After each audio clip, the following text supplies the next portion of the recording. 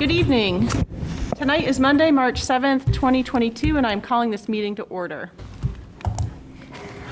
The Orange County Schools Board of Education pledges to our families, students, staff, and the greater community to conduct our business in a courteous and productive manner, showing respect for fellow board members, staff, and citizens. The board asks its citizens to conduct themselves with the same courtesy towards all staff members and each other. As per board policy, Robert's Rules of Order will be used to conduct meetings. Following the Pledge of Allegiance, a moment of silence will be observed before we begin our business. Public comment will be held after the board adopts tonight's agenda. The board also asks that you check your cell phones and other electronic devices to be sure that they are turned off or on vibrate in order to avoid disruptions during the meeting. And if you would, please stand and join me for the Pledge of Allegiance.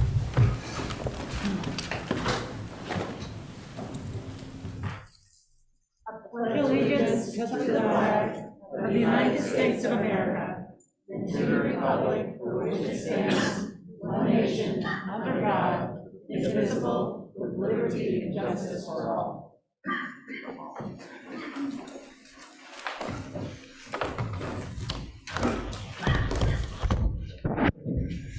As we begin our work this evening, I would like to recognize that Orange County Schools was established on land previously settled by the ancestors of the Occaneechi Band of the Saponi Nation.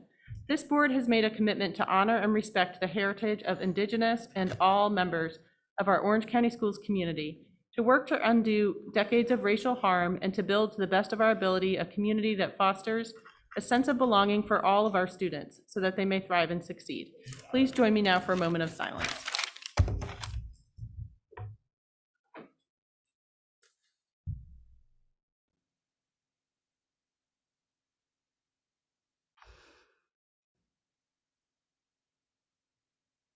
Thank you.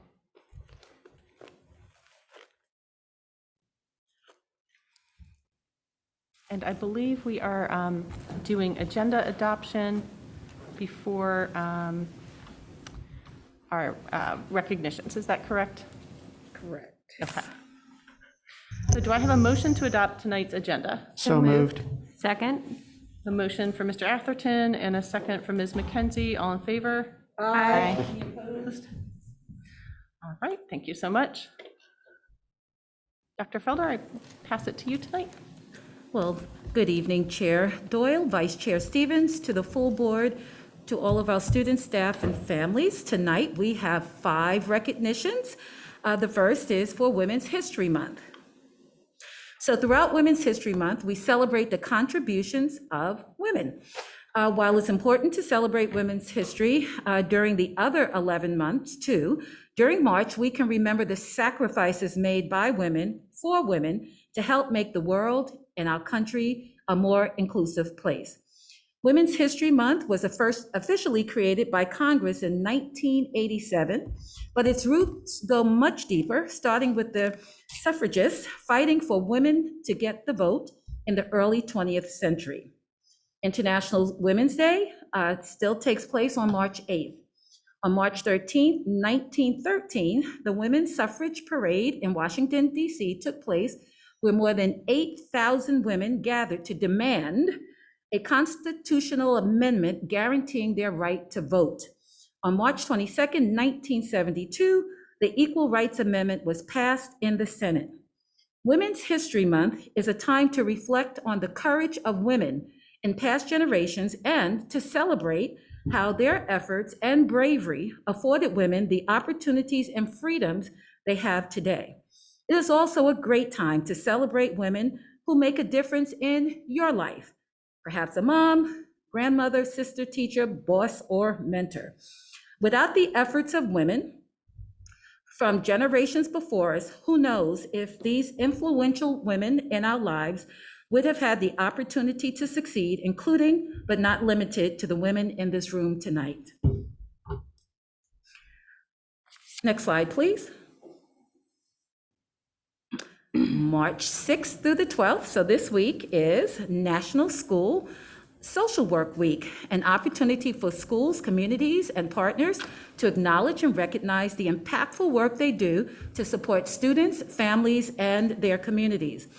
Under the leadership of the School Social Work Association of America, the only national organization exclusively dedicated to the profession of school social work. This celebration will emphasize school social work contributions, focusing on the whole child, linking families to community resources, a valuable voice as part of the school's multidisciplinary team, and advocating for the profession of school social work. The theme for the National School Social Work Week 2022 is Time to Shine.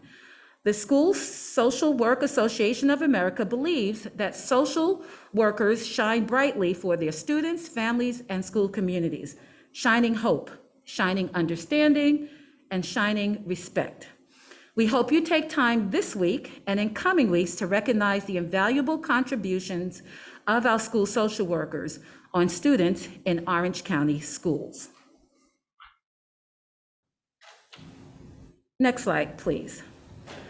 To encourage more families to take advantage of the healthy choices available with school breakfast, we celebrate National School Breakfast Week this week, March 7th through the 11th. This is a photo from breakfast at New Hope Elementary School. Busy workday mornings make it a challenge for many families to find time for a healthy breakfast. Fortunately, Orange County Schools offers nutritious school breakfasts complete with fruit and low-fat or fat-free milk to ensure students are fueled for learning each and every school day. This year, the United States Department of Agriculture is allowing all children to receive school breakfast and lunch for free without a lunch application. So it's a great time for families to give school breakfast a try. But we need your help to make sure meals are provided to Orange County School students at no cost to families again next year. Please do your part to ensure Orange County schools can serve breakfast for free again next year. All you have to do is complete a free and reduced lunch application today. When you complete a lunch application, you can impact services provided to students, both this year and next. Applications are available online and at each school. Thank you very much. And next. All right, and so the next recognition is with regards to Music in Our Schools Month. So for more than 30 years, March has been officially designated by the National Association for Music Education for the observance of Music in Our Schools Month, the time of year when music education becomes the focus of schools across the nation. This March, music educators and music students will be celebrating music education in their communities, demonstrating how music, the sound of my heart, resonates with them. This theme continues from 2021 to 2022 as schools observe Music in Our Schools Month. While the impact of the global pandemic continues to challenge music educators and students, the impact of music education is evident in how its social-emotional benefits have empowered students and brought joy in their communities. Next, and certainly not least, we want to recognize our Summer Careers Academy. So the Summer Careers Academy is a new registered youth apprenticeship program.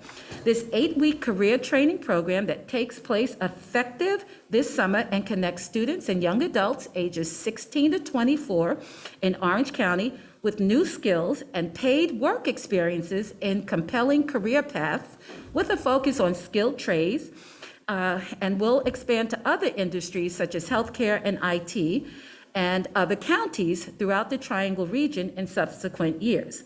The inaugural program is specially designed to meet the needs of those from refugee and migrant families, as well as low-income students and students of color. Orange County Schools is beyond excited to participate as we are dedicated to ensuring students graduate college and career ready, and we are dedicated towards building a skilled talent pipeline for the future. Chair Doyle, that concludes the recognitions for tonight. Thank you so much, Dr. Felder. Okay, now is the time for public comment. After each speaker has been recognized, they will have 3 minutes to speak. The board will not have a discussion with any speaker. No profane or vulgar language will be permitted, nor personal abuse against any person.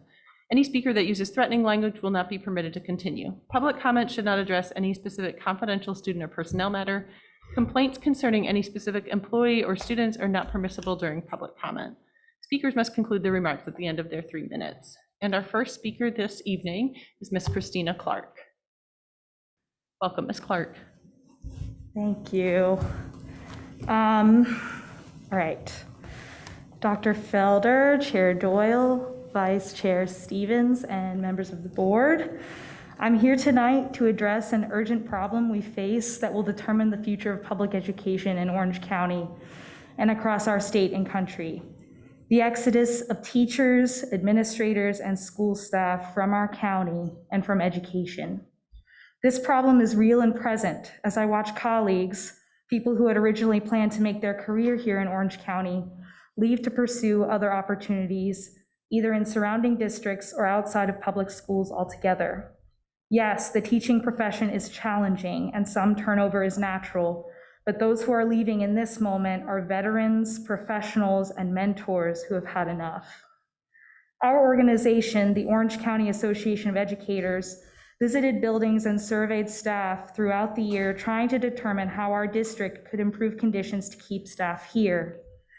Most of the people we talked to really want to stay. The top reasons educators gave for staying in Orange County were the students, the best students in the state, in my opinion, and our colleagues, who we've developed relationships and teams with over the years that produce some of the best teaching in the state. No scripted curriculum can replace the collaborative pedagogy and the relationships with students that professional educators foster. So how do we keep these relationships going? How do we keep the best and brightest here in Orange? Based on our survey results, we identified 3 pressing demands from educators. First and most obvious is pay. Who wouldn't be tempted by the supplements in surrounding counties? Who wouldn't be tempted by that new tech job that pays double what I make now? Paying teachers and classified staff a livable wage is one thing, but we can do better here in this prosperous county, which is why we propose raising our county supplement, reinstating master's pay, and increasing teaching assistant salaries to $25 an hour. Second, educators ask for protected time, time to eat lunch, plan instruction, and collaborate with our colleagues, time that doesn't get eaten up by administrative tasks. Third, and finally, educators ask to be listened to by leadership. It's time to reinstate a monthly Superintendent's Advisory Council, and it's definitely time for us to see district staff visiting schools on a regular basis to listen to staff and students and build community.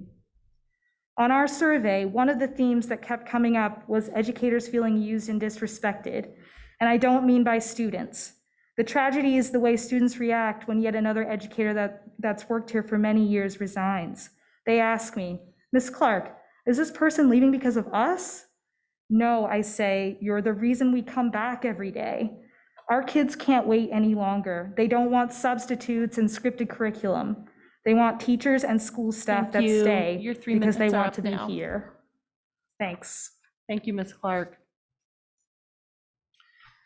Our second speaker this evening is Ms. Gretchen Schmid.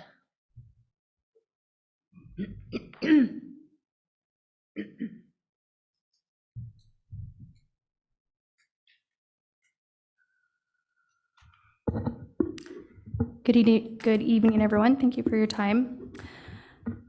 A great school board unites the community through policies that are not discriminatory and divisive, and by their own example, is a nonpartisan body to oversee a basic education.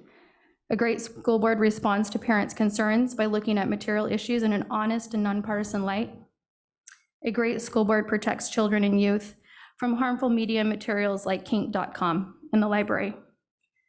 A great school board supports schools to be transparent, making curriculum readily available for parents to look through across the district and across the grades. A great school board recognizes and supports excellent schools and excellent principals and not belittle them in public meetings. A great school board respects parents as the ultimate authority for their children. A great school board makes teachers and the teaching of a basic education their highest priority. A great school board allocates the funds provided by taxpayers be allocated on a basic education, not on a political agenda, not on training teachers to diagnose medical issues in children.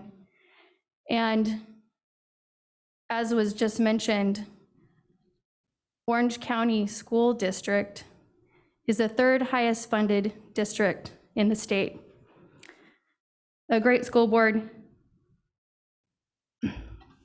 unites the community by their example and by their choices and by their words, not by making faces and snickering and taunting as they're voting to basically, in a very disrespectful way, push back the concerns of parents into their face.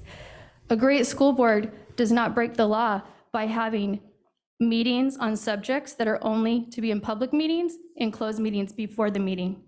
Thank you. Thank you, Ms. Schmid. Okay, that concludes our public comment. It is time for board comment. And I honestly just wanted to echo one of the recognitions tonight.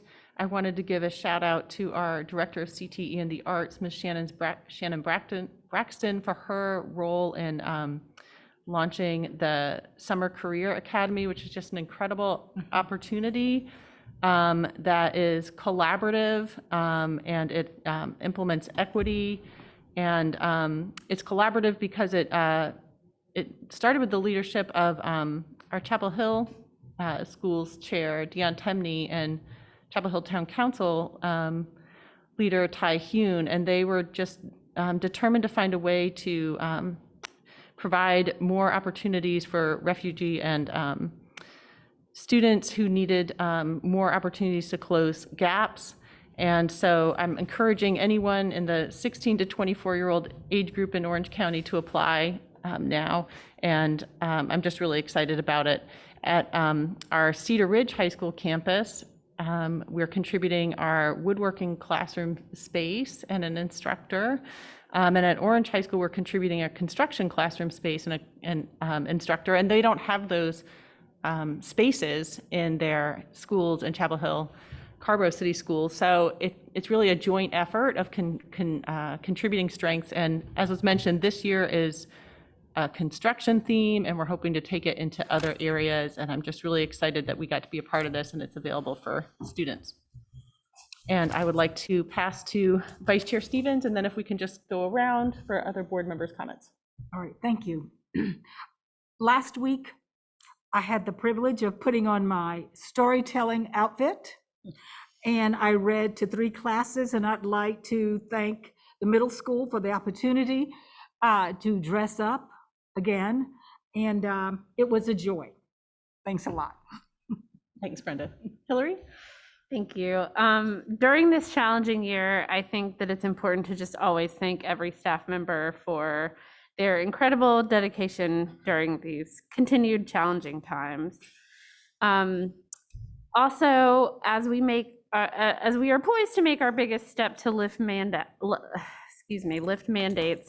I just want to ask families to have conversations with their students about respecting everyone's choice to mask or not to mask. Tensions have been really high, and this is an opportunity for all of us, adults and children, to model civility and respect for one another. Thank you. Thank you, Hillary. Bonnie? Jennifer?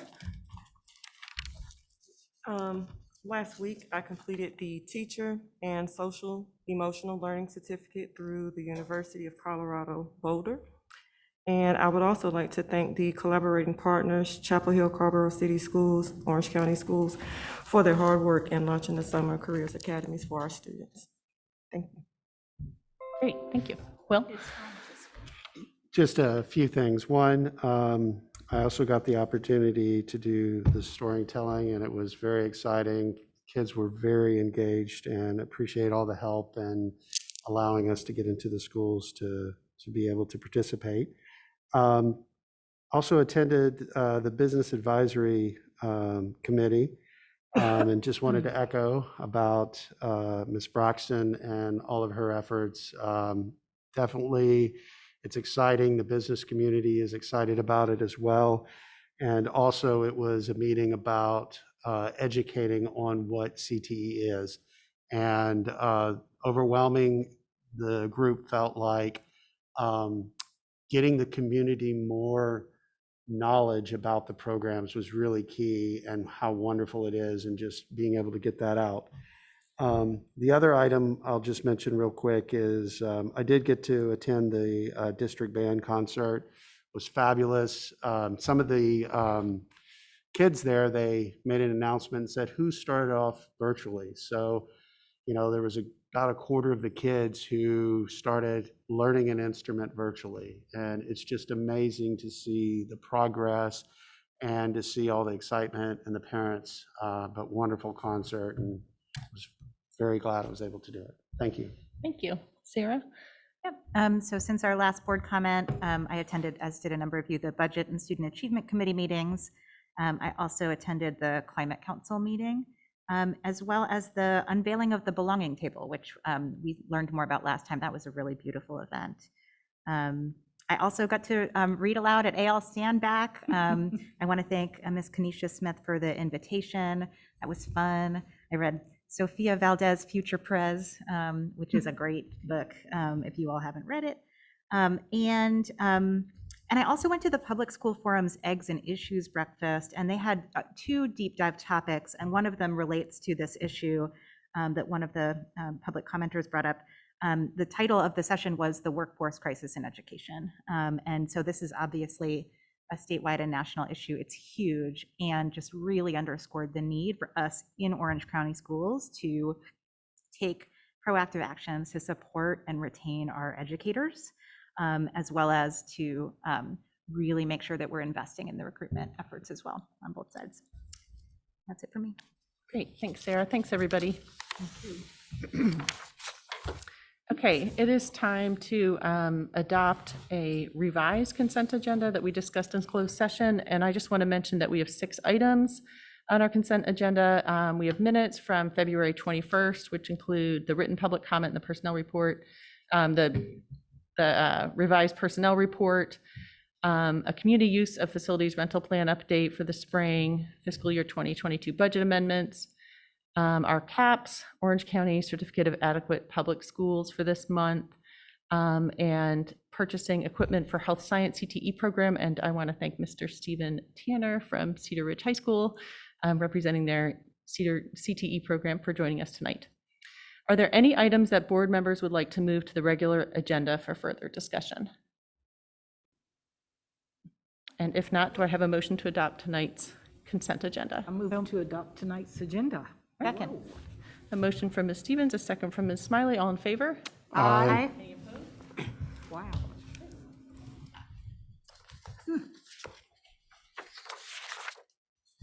And that brings us to our first discussion action item, I believe, on COVID-19 health and safety updates. I'd like to welcome our special guest, Ms. Quintana Stewart, Public Health Director from Orange County Health Department, and I will pass back to Dr. Felder.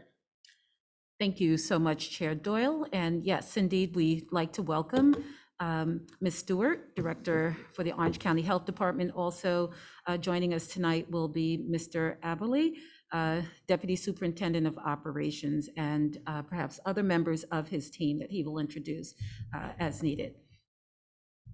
Good evening. Thank you very much, Patrick Aberley, Deputy Superintendent of Operations. So we do have a couple folks in the room tonight. I want to recognize Sylvia Compton, our Director, lead school nurse for the district, and Dwayne Foster, who's our Director of Athletics, Operations, and School Health. And we're checking to see if Ms. Stewart's online. If she's not available at this time, Dr. Felder, you want me to go ahead with my presentation? Yes. Do we know if she's available? They do not see her at this time, so if it's okay with the Yes, board, let's just move I'll ahead. continue on and then we can come back. So it's not.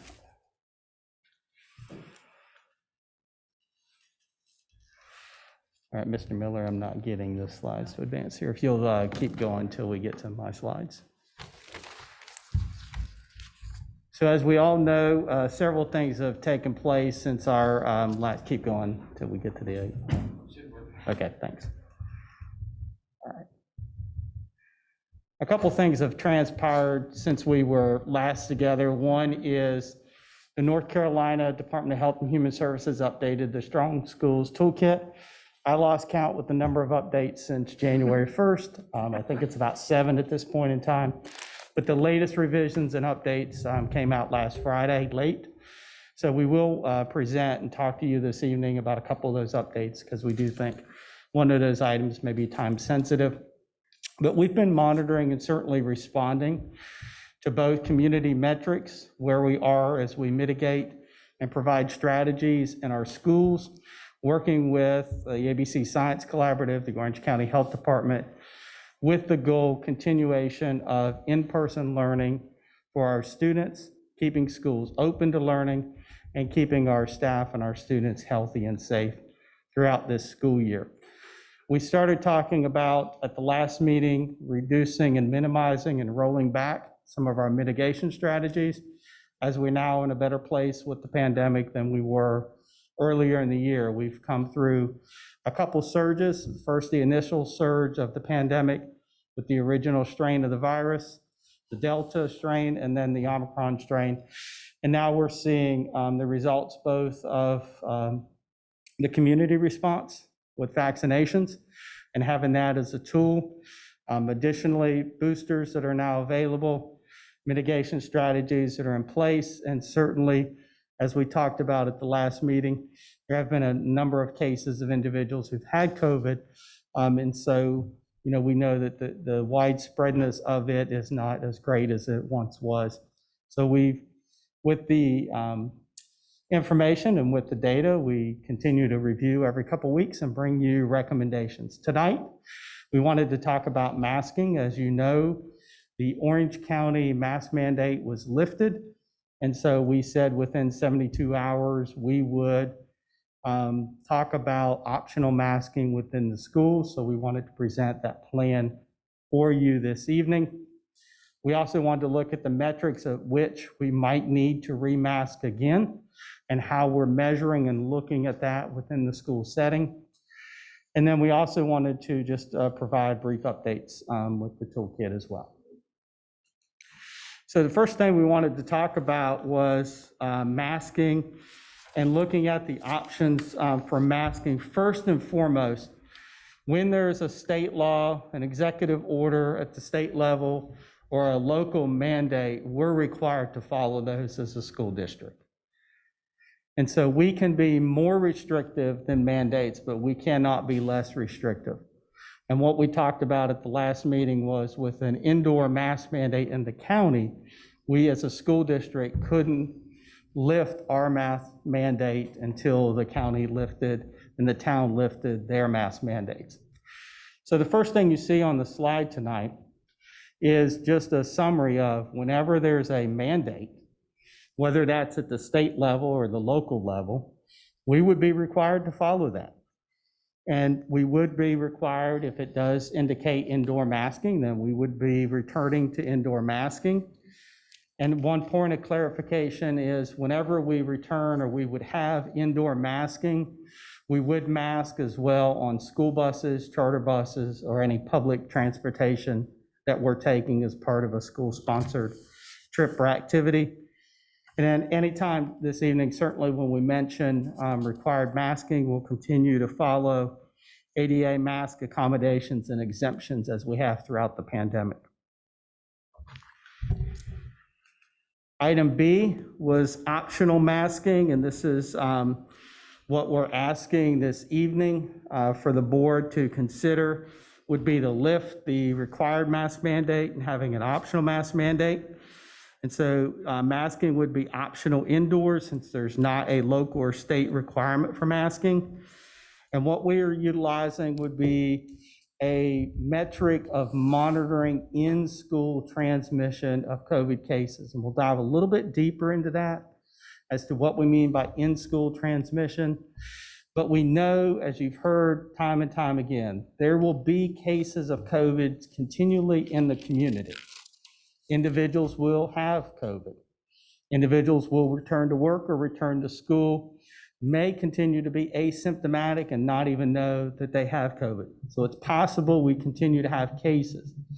What we're looking at, and our primary point for our metric will be, are we having cases that are originating within the school? So we have in-school transmission. And so what we would propose is we look at the school's population and we set a cap for in-school transmissions. We review those each week. If a school exceeds the number of in-school transmissions, then we would return to required masking for a minimum of 5 days to allow contact tracing and review of those cases. Again, if staff members or students are returning after a positive COVID test, right now, they are out for 5 days of isolation. And after they test positive and when they return, they're required to wear a mask indoors and outdoors for an additional 5 days. When we're talking about optional masking under this category, it does not apply to those individuals that are required by the health mandate at the state and locally to continue to wear a mask indoors and outdoors following a positive COVID test. So I just want to be very clear about that. This is about optional masking for other individuals that are not under a health mandate returning from a positive test to continue to mask. And then we do have certain category of students that have an ADA accommodation plan, a 504 plan, or a medical plan. And then part of that medical plan, because of the health conditions of the student, it may require them to mask. And in those cases, parents will obviously may want to request that we continue to ensure that medical plan is followed, which we have an obligation to do, and ask for their child to continue to mask. And in those cases, we will continue to honor, just like we honored the mask exemptions, those students who have a documented medical plan that requires masking. We will assist in helping the child to continue to wear that mask during the school day. And again, those are for students who would meet that criteria. So that's our optional masking. And we'll talk again more about the 2% cap that we're recommending. And then the third category is if a school exceeds that 2% cap. And again, we're looking every week. We're looking back 7 days to the number of cases in school transmission. Then we would require the school to mask for 5 days, and that would include both students and staff. It would include visitors to the campus. It would include bus drivers and students that ride buses going to that school. So the method that we're trying to convey is 1, consistency, but 2, simplicity. So that when we have an issue or concern, it's by campus and it's by building, and then we're able to communicate that so that the same process and procedure and expectation is the same, whether I'm a student, a staff member, a district office person, you visiting a school, or someone from the public coming into the school. If that week masking is required, then it would apply to everyone that's coming inside the school building. So those are our 3 categories for masking and the reasons and rationales for masking. A couple other notes to this. Last time we talked about staff vaccination rates. We're no longer recommending or using the staff vaccination rates as a metric for a couple of reasons. 1, our staff vaccination rate, meeting the definition of fully vaccinated, having the initial series of shots, meets the current CDC guideline and state guideline. As part of the Strong Schools Toolkit update, we received an update from the state, and talking about that fully vaccinated does not include the booster. We know there was some discussion that the definition was going to be expanded and include a booster. That did not take place. There is no state requirement for the booster to be fully vaccinated. The Strong Schools Toolkit had indications based on individuals that were required to quarantine. And as the contact tracing and school nurses were looking at cases, that was part of the requirement, was to look to see if an individual had the booster. So there's two categories: individuals that are fully vaccinated, that have had the initial series, whether it's a 2-dose series, Pfizer or Moderna, and it's 14 days after that second dose, or 14 days after the initial dose of the Johnson & Johnson, you're considered fully vaccinated. Individuals are categorized as up to date if they've received the initial vaccinations and they've had a booster. We're still requiring individuals, as the board directed back in the fall, to be fully vaccinated, which does not include boosters. There are other federal guidelines that changed on February 25th, is no longer requiring masks to be worn on school buses for federal transportation. Again, like I said, if we have a masking situation inside buildings, then for consistency, we will mask on school buses, charter buses, and when using public transportation for other school-related activities. All right, so the next item we wanted to talk about was the 2% CAPS threshold for schools' secondary in-school transmission. Again, looking at the in-school transmission, you know we've been tracking several data points. Primary cases or initial cases on a school campus, secondary cases, students that are in quarantine, and then how many students are presumptive positive. And Sylvia, myself, others have been giving you regular updates about each of those categories. What we're looking at are secondary cases, those cases that it appears through the contact tracing process in collaboration with the health department, our school nurses, and the school health teams are identifying, and we'll show an example of that, cases that look like and appear one individual came into the setting, was positive for COVID, and then we had within a certain time period additional individuals that are now showing from presumptive positive to being positive, and that's where we would start to look at in-school transmissions. So this is a 2% cap. We look at the student attendance, the student enrollment at the schools, and we simply looked at 2% of the population at each school. And that would be the cap, the threshold we would set on a weekly basis as we look back. How many cases do we have or are we looking at? Through the height of Omicron, just to give you some comparisons, we only had a couple schools that would have triggered based on this, because we had quite a bit of presumptive positives, but we had fewer cases of in-school transmission. We're doing very well right now. Last week, for our entire school district on Sunday, we only had 6 cases in the last 7 days of connected in-school transmission in one school. And so, again, we're not looking to exceed these caps, but it's certainly possible. If we have several classrooms, because when we look at in-school transmission, we're going to be counting the entire campus. We could have several cases from a bus, or several cases from an athletic team, or several cases that result of an event or a place where students are gathering, and there's one case and there's other cases we start to track that we could hit the cap. We looked at 1%. We felt 1% was a little too low. That threshold would be triggered quite often. And we felt 3% was a little bit too high. What we're wanting to do is to continue to monitor, especially through April 10th. Our checkpoint is after spring break. Reduce and pull back mitigation strategies within the schools, normalize that experience.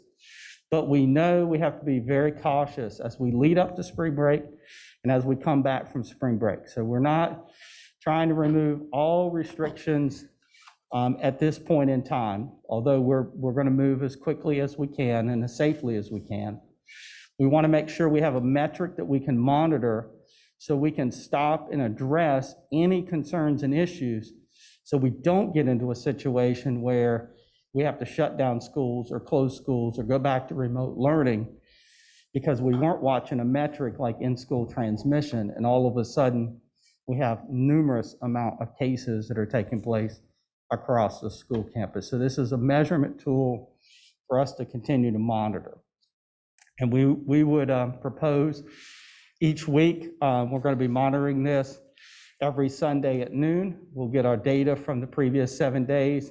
And then if we have to make a change, we would announce that by 6 p.m. that evening to the school or schools, letting parents know starting tomorrow at the bus stop or when you drop your child off to school, they would be required to have masking again for the next 5 days because we've exceeded our cap.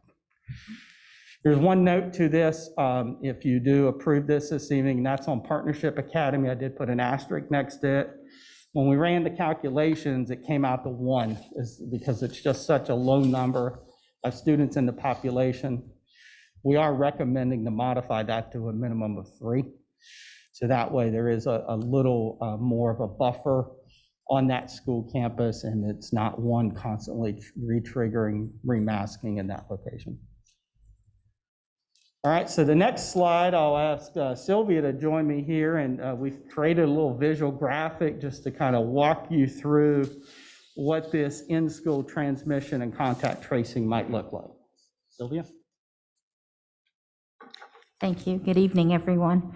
So the next slide talks about reaching that threshold of the 2%. So the slide previously showed you what 2% was, so we would be looking at 1 over that per school. It is very complicated how we need to look at that because according with Strong Schools CDC and our local health department, in order to connect cases, we're looking at a 14-day look back where the initial primary case may have exposed somebody else, and there's 14 days where they could have become symptomatic. With that said, we know that by the time we realize cases are connected, it may be 2 weeks after. The health department also uses a 28-day roll with after they look at the 14 days to determine if there are clusters. Clusters is anything that's 5 or more that are known or presumed to have had some close contact. So in other words, they were in the same room, they rode the same bus. So something we can connect that would say they were together. With that being the case, what we're going to do in the school setting so we can have these numbers on hand every Sunday, we obviously can't wait 2 weeks or 28 days. So what we're going to do, we're doing what we call cases that have been identified as secondary cases in the last 7 days. I talked with the health department today. What they're going to do, they're going to also assist us when we're looking at cases as they start increasing. We're going to give them the same information we've always given them. The individual name, the schedule, teachers, groups, whatever they've done. And they're going to help us with that 7-day look back. That's more reasonable than waiting for 2 weeks because as we know, the Omicron variant is very quick. By the time it's identified, the contagious period has already come and gone. And which is why we're not quarantining anymore. So that's what we're going to use to look back. Any questions on that? Okay, sorry, I do Ms. have, Compton. I'm Go so ahead, sorry, I Sarah. do have one question. When you say we're not quarantining anymore, can you just, Absolutely. So with the new Strong School guidance, there's no more individual contact tracing recommended. oh, right, okay. And Yes, because yes, of that, with an exposure, regardless of distancing, masking, or vaccination status, if you are not symptomatic, we are not asking you to stay home. The only people we're asking to stay home are those that test positive or become symptomatic. great, okay, thank you. Thank you. And just to add what Sylvia said, in this example, you see we started out with 1 primary case in yellow. The primary cases are not included in our secondary case counts because, again, that's an initial case within that setting or within that environment. And then also, when we look at siblings within the school environment, if we can trace back and know that siblings were exposed or connected within the household, then that won't count as a in-school transmission because we know the risk and the factors of being in the household are increased. All right, so next that brings us to just some, again, updates. What we propose to do would be, again, starting this week, we will continue to monitor. Like I said, there were no schools over the cap yesterday. We would start monitoring, again, reviewing, and then this Sunday, we get our data points in at noon. We would make any announcements by 6 p.m., and we would continue that through April 10th, which will bring us to our first board meeting in April. And we'll continue to review the thresholds. It may be the thresholds need to be adjusted one way up or down, or maybe even eliminated at that point in time. But like I said earlier, the goal is to have a metric and a standard to watch in-school transmissions, and especially through spring break. And then just a reminder again, required masking. If we do put a threshold cap in place, it would be required for a minimum of 5 days while we continue to investigate. Just a couple other items from the toolkit, and I know Ms. Stewart was going to talk to one of those, and that is the community levels and the changes to community levels. And because of those changes, it's one of the reasons we're no longer recommending we use a community metric in our standards. I know before I discussed and talked about, which was part of the recommendations when schools were in, or communities were in high transmission, having additional metrics in place. The toolkit the CDC guidelines for county community transmission went from 4 categories: high, substantial, moderate, and low, to 3 categories, which is high, medium, and low. And not only did the categories change, but the thresholds within the categories change. It looks at 3 items. Now it's by cases. How many of those cases are over 200 for the look-back period of 7 days, or 200 or more? And then it's broken down by hospital admissions and staffed inpatient beds, which gets very complicated when we look at the admission rates and hospitalization rates, especially in Orange County, with a hospital system that is great and robust, but we also know it takes in patients from around the state. And so what we didn't want to do was have a metrics based on the new standards and the new guidelines with county designations that would cause trigger points in our schools for an issue that may not be an issue in the schools. It may be a hospital issue in the community and not a school issue. And so that's why we'll be tracking the in-school transmission rates. However, the Orange County Health Department, the community will certainly be using the community transmission rates with other factors from the state data collection website, and we would leave it to the health department to utilize that data and make any decisions based on community transmission and what that would mean for the schools if there's a mandate for the locality. And I think that brings us up to questions and comments. And again, the 3 items we're asking for your consideration this evening. One is the masking as presented in Table 1, which was item A, B, and C. The second item was in reference to the 2% caps. And then the third item is in reference to the superintendent having the ability and the authority to implement additional health and safety measures in consultation with the health director at individual campuses. We know the first step is remasking for a minimum of 5 days, but there may be situations where we need to limit, whether that's meal times or physical distancing or other measures on the campus. And we would just ask that the superintendent have that ability in that 5-day period, or while we're still monitoring and reviewing, to implement additional measures that are necessary that we've used during the pandemic that we know work. And then the last item, this is a new item. It was not in your original presentation, so I wanted to make sure I noted that was an addition today. We were waiting on the Strong Schools Toolkit to be released to provide additional guidance or information. And there's no longer any reference to requirements for bell covers or to where obviously the masking is optional now. But what is in the toolkit, it talks about individuals that are involved in singing, shouting, band, exercise, schools may consider implementing screening testing for participants who are not up to date for vaccines, routinely test, and then certainly it recommends continuing outdoor activities as much as possible. We're continuing with our testing programs on the campus.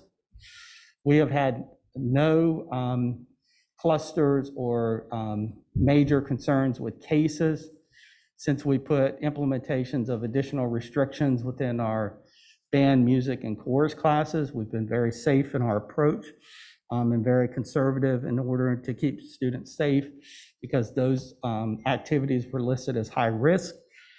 And so we would continue to use physical distancing as much as possible and continuing to go outdoors.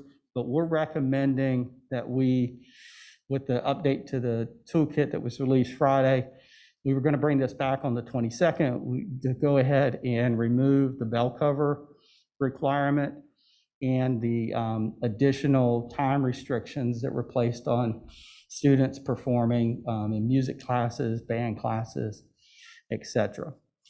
There are certainly benefits to allowing students. One of those is some competitions that are coming up. And as you've heard, some feedback around the bell covers and the use of bell covers. Once the masking is optional starting tomorrow, I really just felt like it was at a good place, seeing where we were with the toolkit and looking at our data, to not wait on this recommendation. So we've added that this evening, and I know I just wanted to give you time for discussion on that as well, because that was a new item. Thank you so much, Mr. Abley. Dr. Felder? I have no comments at this time. And okay, are we thinking Ms. Stewart's not joining us? Yeah, so we've not heard from her at this time. I know she's traveling. Okay. So that may be part of the reason. Yes, ma'am. So to support our board norm of sharing the floor, I'll ask each member if they have questions or comments for taking multiple questions from any one board member. So Sarah, would you start us off? Excellent, sure. And this is not so much a question as a comment about, I support all of these recommendations. The one concern that I have is around situations where there is a lot of community transmission. I won't call it high because the CDC did change those categories. I have no problem with not following the new categories because they measure things like hospitalizations, which is a very late in the game measure, right? But my concern is about situations where there is a lot of COVID in the community, there is a lot of COVID coming into schools, and we know that with optional masking, there will be more secondary transmission. And as far as I know, ABC still recommends that you consider community transmission as one factor in making this decision about masks optional or masks required. And so I preferred that the previous recommendations we voted for had a level of community transmission. At the time it was like high. It was when we go back above 100 cases per 100,000 in 7 days that we would put the masks back on. We know that without the masks, there will be more secondary transmission and there will be more kids out of school. And so if we had that community, if we considered also the level of community transmission, which we do still have from DHHS in their dashboard, right, daily.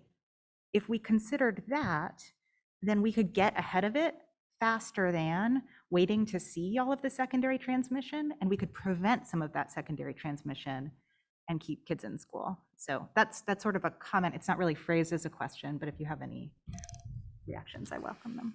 The data, as you mentioned, is very difficult sometimes to track. I know Dr. Felder and I were in discussions very quickly when the new designations came out. And I was pulling up and looking at counties around the state who have some of the lowest vaccination rates. Orange County's done very well with our community and vaccination rates. And they were immediately in the medium category, and Orange County was still in the high category. And so it concerns me with the new metrics, tying those into students putting masks on, taking masks off. I definitely don't think we should do that. I do not think we should use the new metrics. What I'm saying is sort of a rate of community transmission used to be in the metrics, and now we have it through the state dashboard. from DHHS, so. So I will say, with that, one thing we continue to track is the number of students that are presumptive positive. And we still are the number of primary cases, even though they might not lead to secondary transmission, we're still tracking the number of positive cases we have. The third thing is testing. We have, how many folks signed up for testing right now? So 632 families registered for testing. We're continuing to promote testing and staff members testing because, to your point, when there's high community transmission, there's going to be cases and asymptomatic cases, so testing is a great strategy. The other item that I know Sylvia will be discussing with the health department tomorrow is looking at more antigen testing, because if we can provide rapid antigen testing to the students and families, like today we had, or yesterday we had 101 elementary students presumptive positive last week. It would be great to know. Go ahead, work with those families, or if those families took them for testing or signed up for testing through the school, those rapid antigens would certainly help us in monitoring and ensuring. But yes, I certainly understand how we've used that metrics and how we've used thresholds. And so our shift is the health department will still be doing that. And at the point it's high, they will be implementing the mandate, not necessarily the schools as the trigger point. So we are in collaboration with the health department and again, communicating where we are with our secondary cases, and they communicate certainly with us any community transmission, such as high community transmission, and what we should be doing differently based on that. Okay. That makes a lot of sense with what you're saying with the health Can I department. just react very quickly? Okay, and my reaction to that, I'm glad that we're doing that with them. I just wonder if their threshold for a mask mandate in the community might be different than ours in a school setting where we have this shared interest in keeping kids in the classroom. So I think that might be worth discussing and sort of understanding a little bit more. My understanding was a lot of what drove their decisions is hospitalizations and stuff, which is much later in the game than what I'm recommending. So we can certainly go back and revisit this with the Orange County Health Department and ABC Science Collaborative. But do know what is being recommended tonight is with their consultation and approval. Bonnie? Thank you for this. I'm supportive of the recommendations. I have a picky change I'd like to make. I think this is the first time that we've put an end date on a recommendation. So I was wondering if we could just make a slight wording change to say that the changes are effective March 8th, and then add a point that we will review them on April 11th. Because the way it reads now, it's like they'll end on April 11th, and I don't want to give the public that impression. So especially, it's just a picky wording change. Okay. Do you want to respond to that, Mr. Abalay? Yeah, no objection to that. Okay. Other board members with questions? Will? So I wanted to start off with just a comment, and I just wanted to thank Ms. Compton for all of her leadership and work that she's done and researching and just continuously keeping us up to date on what's going on. And I know sometimes it's good to just say thank you. So thank you for all your leadership during this.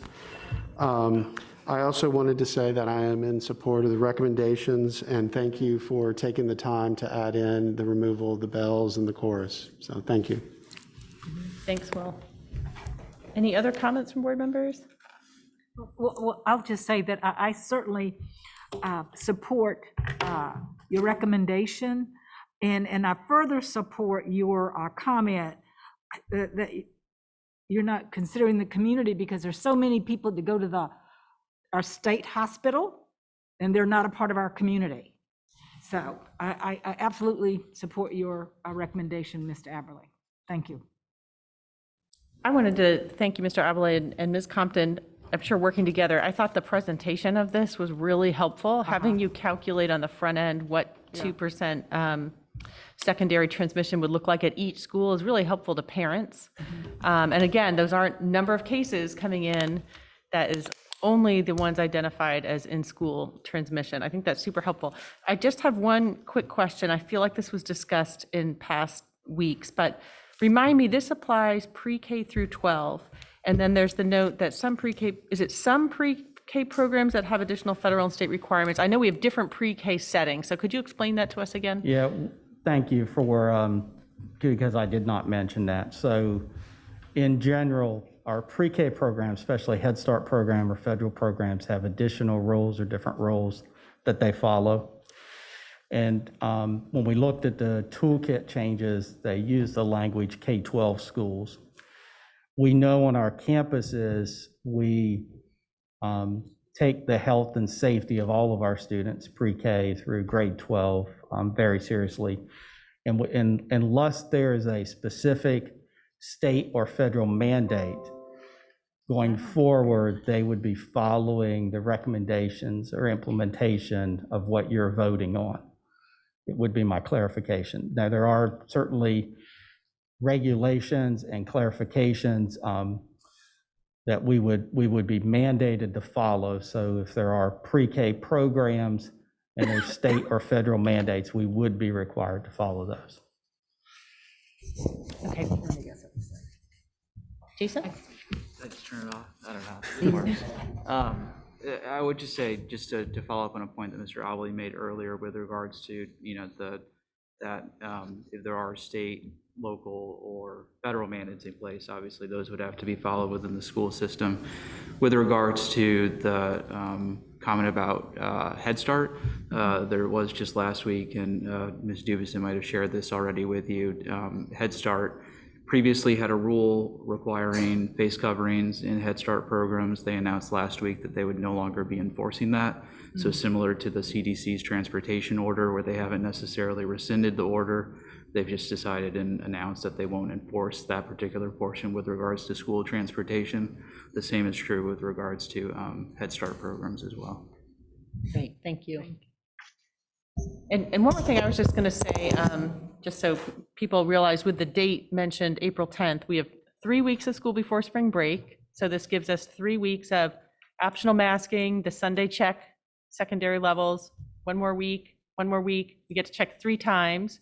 Maybe no schools will have exceeded their 2% cap, but or maybe certain schools will have to take, a 5-day period to wear their masks. And then April 10th brings us to coming back from spring break, and you wanted us to reevaluate those thresholds. Yeah, absolutely. So we wanted to present after spring break, both our data metrics leading up to spring break, thresholds, cases, and then the week following. Because again, no matter how much I try, I'm still remembering the first week back after Christmas vacation, last holiday, and we had 350 cases that first week, with students coming back and being presumptive and et cetera. Not all positive cases, but the contact trace and the amount of reporting that was going on that first week back was tremendous. So we just want to be cautious and keep our eye on the situation as folks come back from spring break. Okay, great. Thank you so much. Any last minute comments or questions before we consider a motion to approve this recommendation? Madam Chair? Yes, I ma'am. move for approval of this recommendation. Thank you. A motion from Vice Chair Stevens. He's got something to say. Oh, sorry. There would be, there were 2 alterations to that. One was the date Yes. modification Right. and partnership being a threshold of 3 for the 2% cap. Thank you. Correct, with those 2 alterations. Second. A motion from Ms. Stevens, a second from Mr. Atherton. All in favor, say aye. Aye. Any opposed? Great, thank you. All right. And our second discussion and action item concerns Partnership Academy. Dr. Felder? That would be correct, and we will continue with Mr. Abley. Great. All right, good evening again. So this evening, we wanted to start with discussion about Partnership Academy. I think we've actually have possibly tonight the principal of the Partnership Academy and AL Standback on standby in case you have any questions. The board has looked at providing Additional opportunities for the partnership program the last couple of years. There has been discussion in reference to making sure that we have not only the space, but the programming necessary to serve those students in an equitable manner as we do students at each and every one of our schools. So there were a couple items that we wanted to bring up as key objectives in the process. One was making sure that there was a space available for the programming and the needs. The campus was originally started being built in 2006 with 4 classrooms. Then there was an addition to that campus that was completed, and we're now serving up to 40 students in that location. The second item was there's no multi-purpose room, there's no gymnasium, there is no cafeteria, there is no cafe, there is no place to serve food or to serve meals on that campus. They do it through the building, the hallway, the classrooms, eating outdoors at picnic tables. That was not a new item for COVID for this campus. They have been struggling to find places for students to eat. They do have an option to go to A.L. Standback Middle School, but there's certainly concerns in trying to travel across the parking lots, and I'll point that out when we see the site map. And then the third thing was looking at and making sure that any other needs on the campus are being addressed for programming or anything else that may be needed in the future. One item we looked at was we do have the Welcome Center on Corporate Drive. That property was purchased by the Board of Education several years ago with the intent, the front building being used for administrative office spaces. That phase 1 renovation was completed. The second building on that campus I'll refer to as the gym building or building 2. That has a gymnasium, that's the primary space, and there are several classrooms in there. So what the board had asked was looking at renovation and looking at relocating partnership from the existing site on Story Lane to the Welcome Center. And that was conversations you had previously through your capital process and looking at services and expansions within the district as to utilizing space. And so the first thing we did was provide a space profile looking at the 2 campuses. The difference is, and I know that's small print there, but it is online that you can read. Looking at the campuses, the current existing site has 6 primary classrooms, totals about 2,635 square feet. The Welcome Center Gymnasium building has 7 what's designated classroom spaces, has a gymnasium of 6,400 square feet, but total classroom square footage is about 4,100 square feet. So we gained 1 classroom and just a little bit of another area with if we look at the renovation or look at relocating partnership to the Welcome Center. So this is an aerial map of the Welcome Center, top left corner, looking at the map, the white roof line there. That's the gymnasium building, 2 floors. There is an elevator services for ADA access within the building, and it has opposite wall corridor and stairwell access to the 2nd floor. Because the back of that building, really, if you took that building and divided it in half, the top half you're looking at really is the gymnasium, goes all the way to the roof line. So the classrooms are located bottom floor, 2 classrooms, top floor, 4 classrooms in front of the gymnasium. So it looks, when I say a 2-story building, it looks bigger than what it is because of the gymnasium. There is a tremendous amount of site drainage issues between that building and what I've marked as a green item on that diagram. There's a slope. There's actually 3 bioretention ponds and basins that are located on that campus that are required for impervious surface and runoff and drainage. And so we really can't connect the space or build because of the slope and because of the existing stormwater management plan on that campus. We do have the area to the right. There is a soccer field that is located there, and right where that building's located, there's a concrete pad, used to be an old playground area there as the campus steps up with slope. We are limited on parking in this location. Aside from the major drainage issues, there's HVAC inside renovations. The same work that went into the front building that would need to happen in this building as well, preparing it and certifying it to house students and to be activated as a school site or school location. We still have the same issues I talked about earlier, which is we don't have a cafe or a cafeteria or a place to serve students. We do lose some administrative office space, which is in the current location. I've given you one of the attachments, the actual site plan. So you can see aside from classrooms, we still need spaces for reception.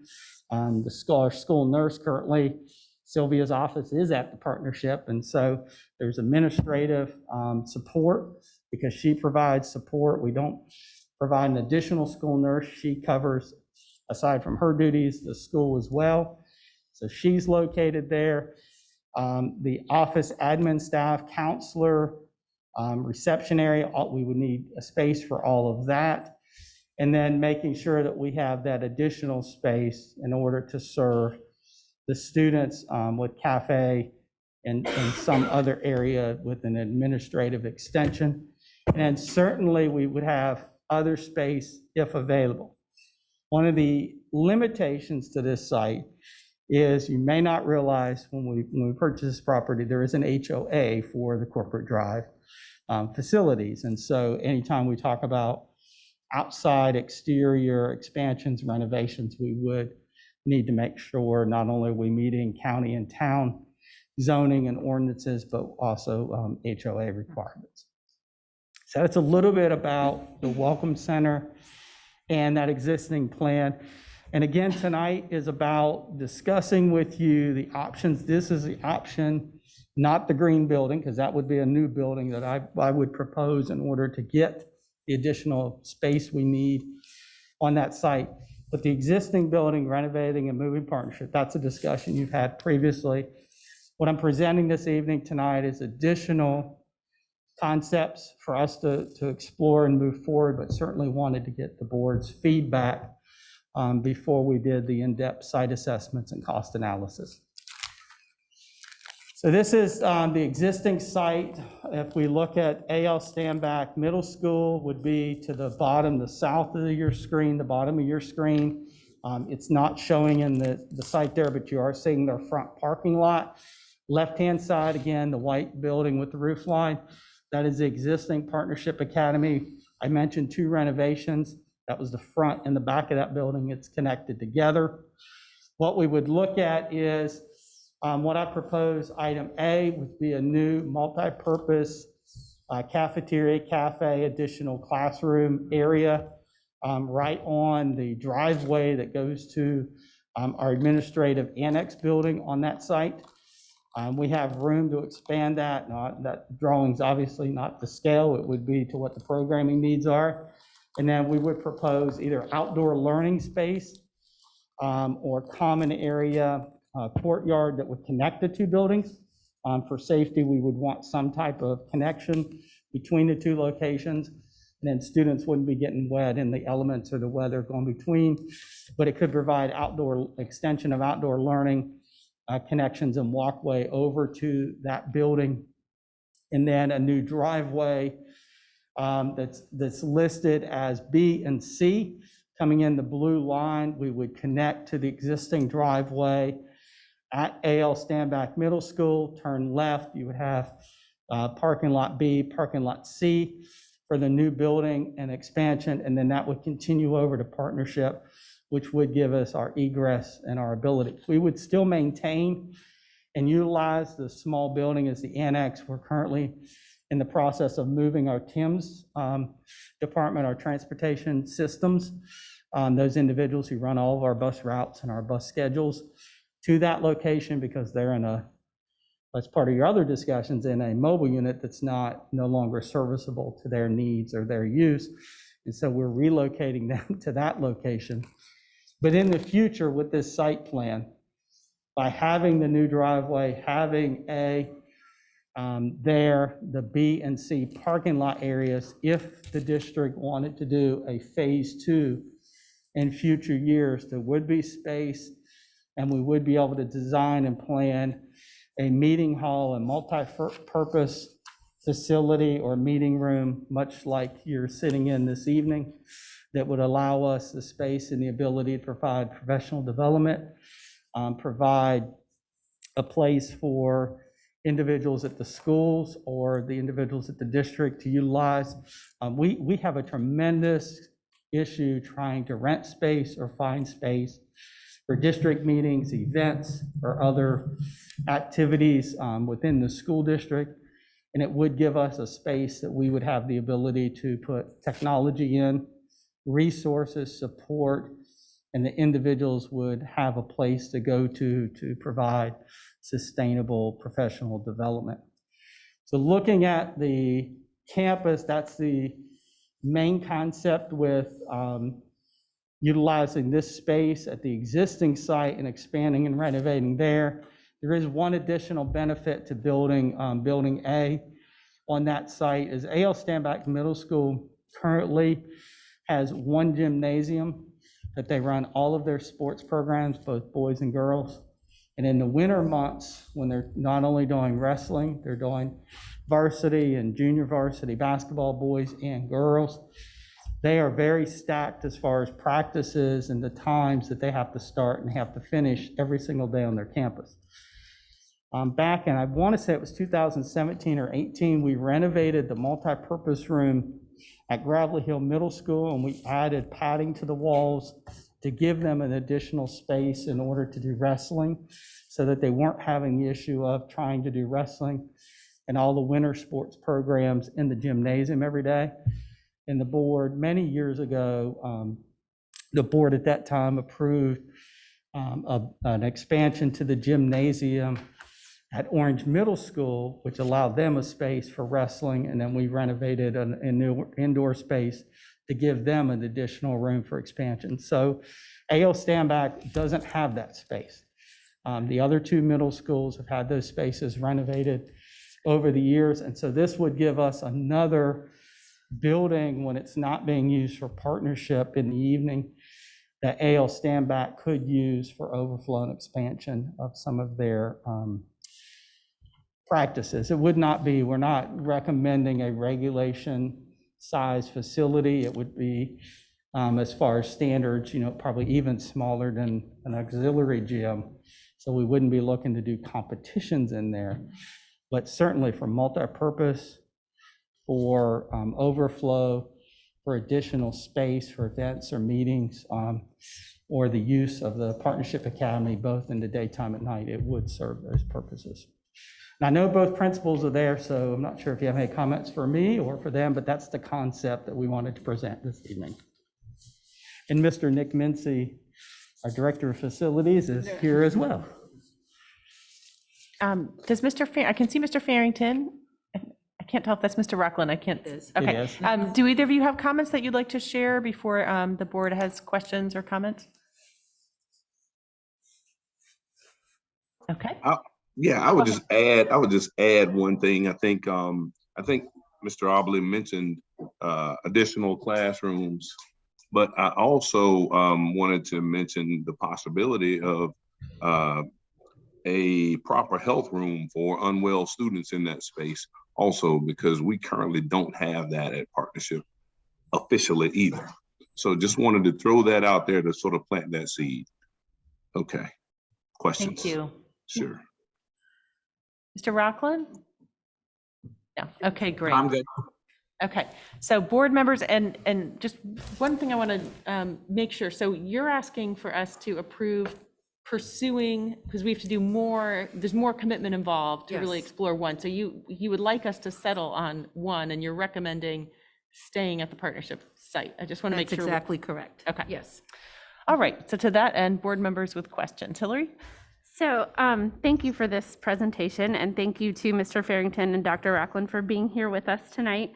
I have sort of a lot of comments and questions, and they're sort of in three different categories. So I have some comments around the plan to stay at Partnership Academy. I have some comments around sort of the full campus plan between AL Standback and Partnership because they sort of share a campus, and then some questions about the Welcome Center. So first of all, I think that it's exciting to see this, and I support the plan of adding on to the current campus. I think that it's exciting to think that Standback could use that space for some of their sports, basketball, wrestling, when Partnership isn't using it. So I like this plan a lot. One question I have around, this is kind of moving into the full campus feedback and questions. At one point, what's marked as D on this map, which I guess is the old school community relations, and now we're moving Tim's there. At some point, we talked about turning that into a softball field, and I'm just wondering if that's on the table, if there's somewhere else that that could possibly go. I know that that was something I've heard at some point, so I'm just wondering if that fits in. So I've heard that, but I've not seen plans or a project that was discussed as far as that location. There was previous discussion. I don't know if Nick. There's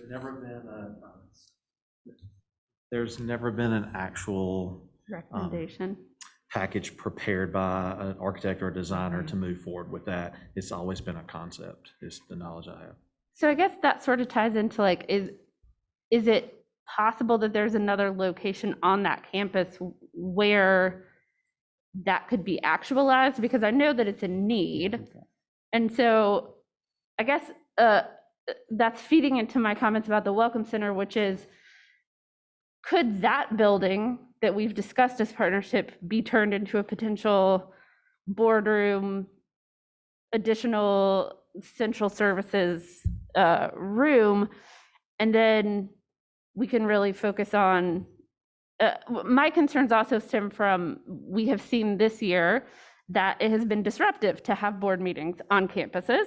And so I would like to avoid that if at all possible. And so I'm just thinking, in planning, does it make more sense to use that space as a baseball field if we have this other building that we don't have a plan for yet, which, I'm not qualified to say if it's possible that that would meet a board meeting facility, but So just throwing things out there. So with the building at 6,000 square feet, I mean, we would be limited on the number of individuals, certainly more than King Street. Parking will be an issue at the existing site at the Welcome Center. With board meetings in the evening, that's a little bit easier because obviously we don't have staff parking as we do during the day with daytime meetings at that location.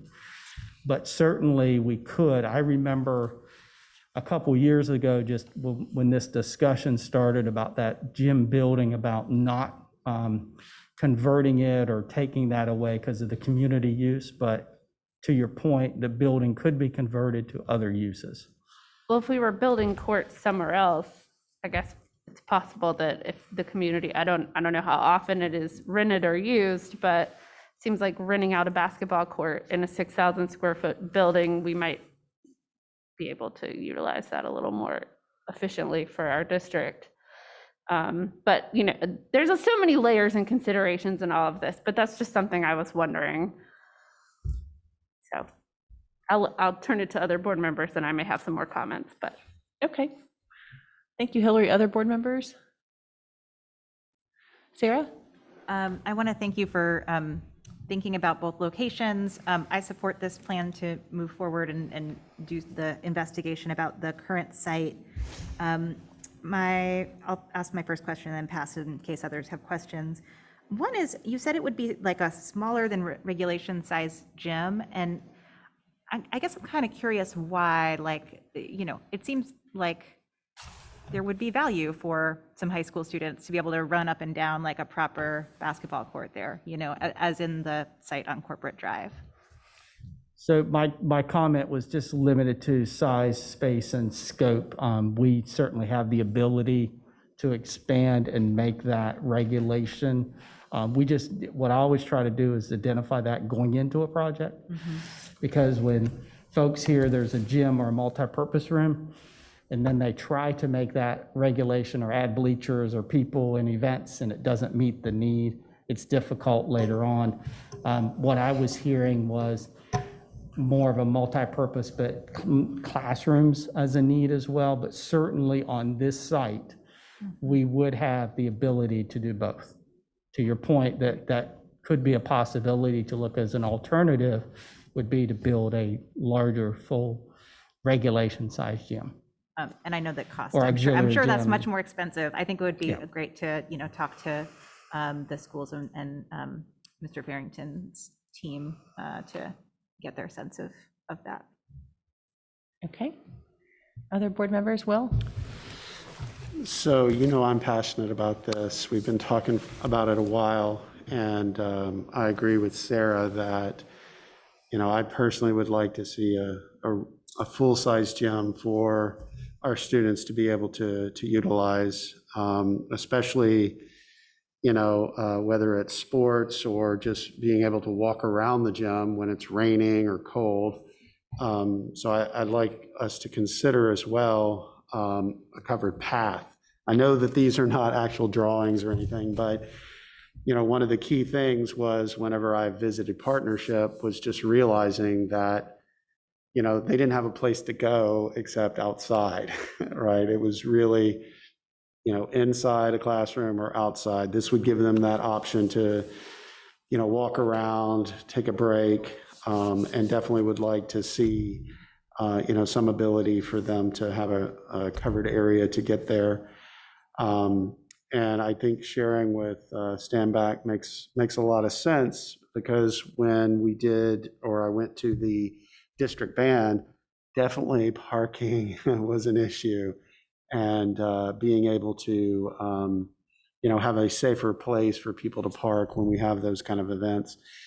And also I think about the sensory area that's being built out for the outside area. I mean, that would help with parking as well. So definitely I'm in support of moving forward and, trying to find out what the cost would be around it to get a new space. I just want to make a quick comment. We enjoyed, a number of us, getting to meet with your students, Mr. Farrington, at a forum that we had in December, and they were just such great conversationalists and talking about problems and solutions. And that was when I realized that they just didn't have the full meal selection that other high schools have. And I'm really excited about them having this cafe space and just having that be like a pleasure for them. And I'm curious if there is going to be the opportunity for student input on design and shaping outdoor spaces, so that they don't lose something they might love about the outdoor spaces. Is that a possibility that could happen there? So from a district perspective, we always try to make sure we've got stakeholder input at the school level. And I think that's excellent. I know, our renovation projects that took place on a couple of our school campuses with media center upgrades, certainly included making sure the school was involved. And I think, to your point, at this level, student involvement would be very special as well to include as part of the process. And I'm not sure the principals have additional input.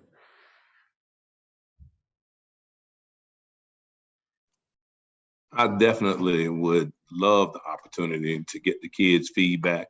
I certainly want to give mine and weigh heavily on how we do what we do. I'll tell you that much. I want to be in every component, every single step of this thing. And our kids have a lot to say and a lot of really innovative ideas too. So we certainly want to include that in the mix. And I think Mr. Obley has no problem with that. We'll make it happen.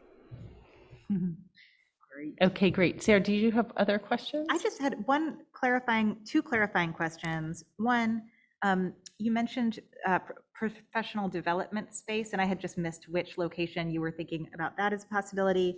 And then if you have any alternatives in mind for the corporate drive location, since that building is Well, sitting that, to Ms. McKenzie's point, the professional development space will be like a phase 2. I think phase 1 is we have to address the need for partnership. Yeah. And so phase 1 would be the connecting driveway, the new multipurpose building, gym, additional classroom spaces, the connectivity on the campus, food services, et cetera. Then phase 2 would be this additional building or whatever would be built there, if it's a softball field or whatever else we've discussed. The professional development can take place where in a location we designate, whether we continue to take the gymnasium and convert it. Because right now in the gymnasium, we do rent it on a periodic basis. We've had a contract in place pre-pandemic, and we have tried to utilize that space as well. But it is difficult every day resetting up, taking down for basketball programs, et cetera, and reestablishing everything like you see around you tonight for a meeting that's continuing tomorrow. And so having a dedicated space where we have the types of furniture, the technology, the equipment, and everything in one location helps us provide those services better from an operations standpoint. But for the user's experience coming in, they have connectivity. There's certain limitations in a gymnasium when you start with Wi-Fi or other things. We can't put TVs on the walls because basketballs or things will damage them. And so, having a dedicated space that certainly could be converted to a space that gets us where we're looking to go. And that's really what we were trying to do. We know there was an immediate need to address the partnership, but what we were trying to do was to think about what's the needs 3-5 years from now and build a capital plan that gets us there.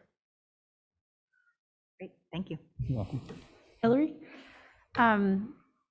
So this conversation has been really helpful to me. I just as my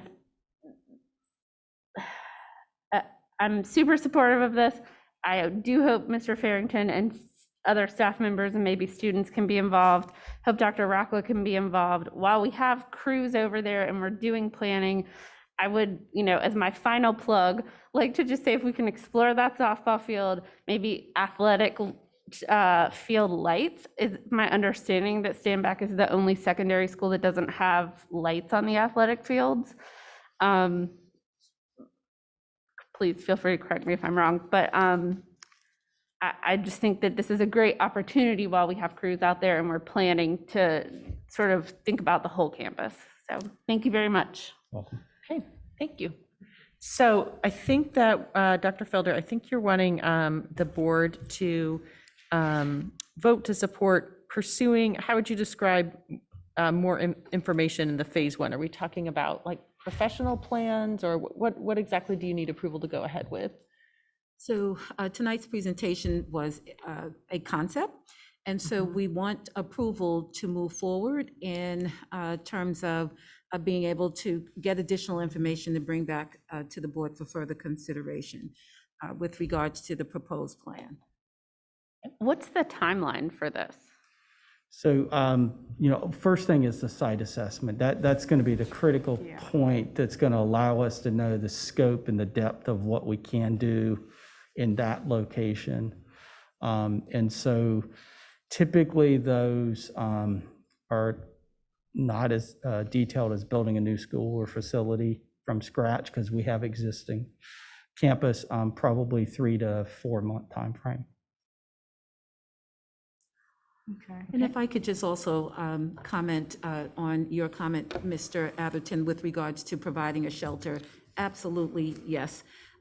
Having purchased umbrellas for the students, and Mrs. Farrington can attest to that, in order for them to travel just across the road, it would make absolutely no sense to stand up a structure and not have covering. So just know that that would definitely be part of the plan. Yeah. And even though, AL Standback is nearby, it is, Yes. it's a good stretch between the two buildings, not having appropriate sidewalks or connectivity for walking back and forth.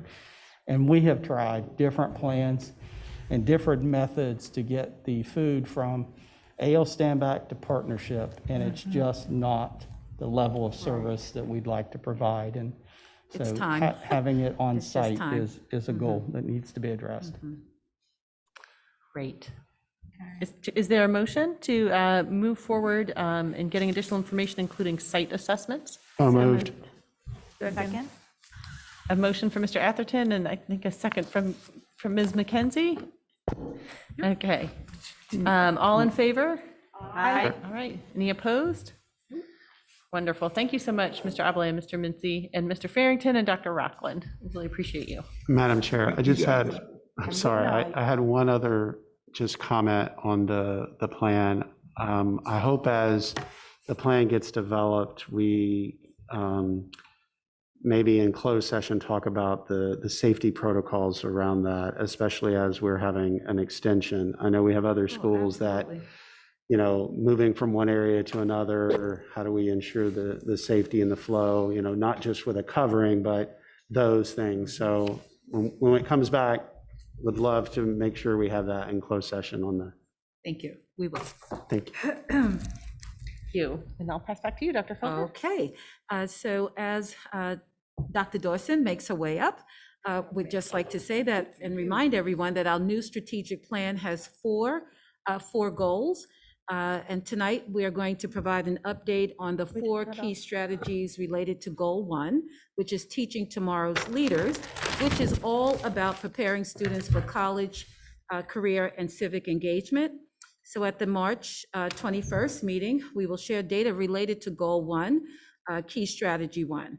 But at this time, we're going to focus on all four of the key strategies related to Goal 1, with the exception of the data. Again, we'll come back on March 21st and share that. So at this time, I'm going to turn the presentation over to Dr. Dawson, and she will introduce members of the curriculum instruction team who will be presenting with her. Dr. Dawson. Great. Thank you, Dr. Felder. Good evening, Chair Doyle, Vice Chair Stevens, Superintendent Felder, board members, and the community. As the district started our work with the strategic plan, various departments were assigned as leads of a goal as it relates to the focus of the work. With that said, with a heavy emphasis on MTSS and academic achievement for Goal 1, the C&I department took the lead of the strategic plan Goal 1. And we have a couple representatives of the curriculum and instruction team with us tonight to provide an update on the status of key strategies for Goal 1. And as a reminder, the district has created a graphic representation or framework to demonstrate how we will work.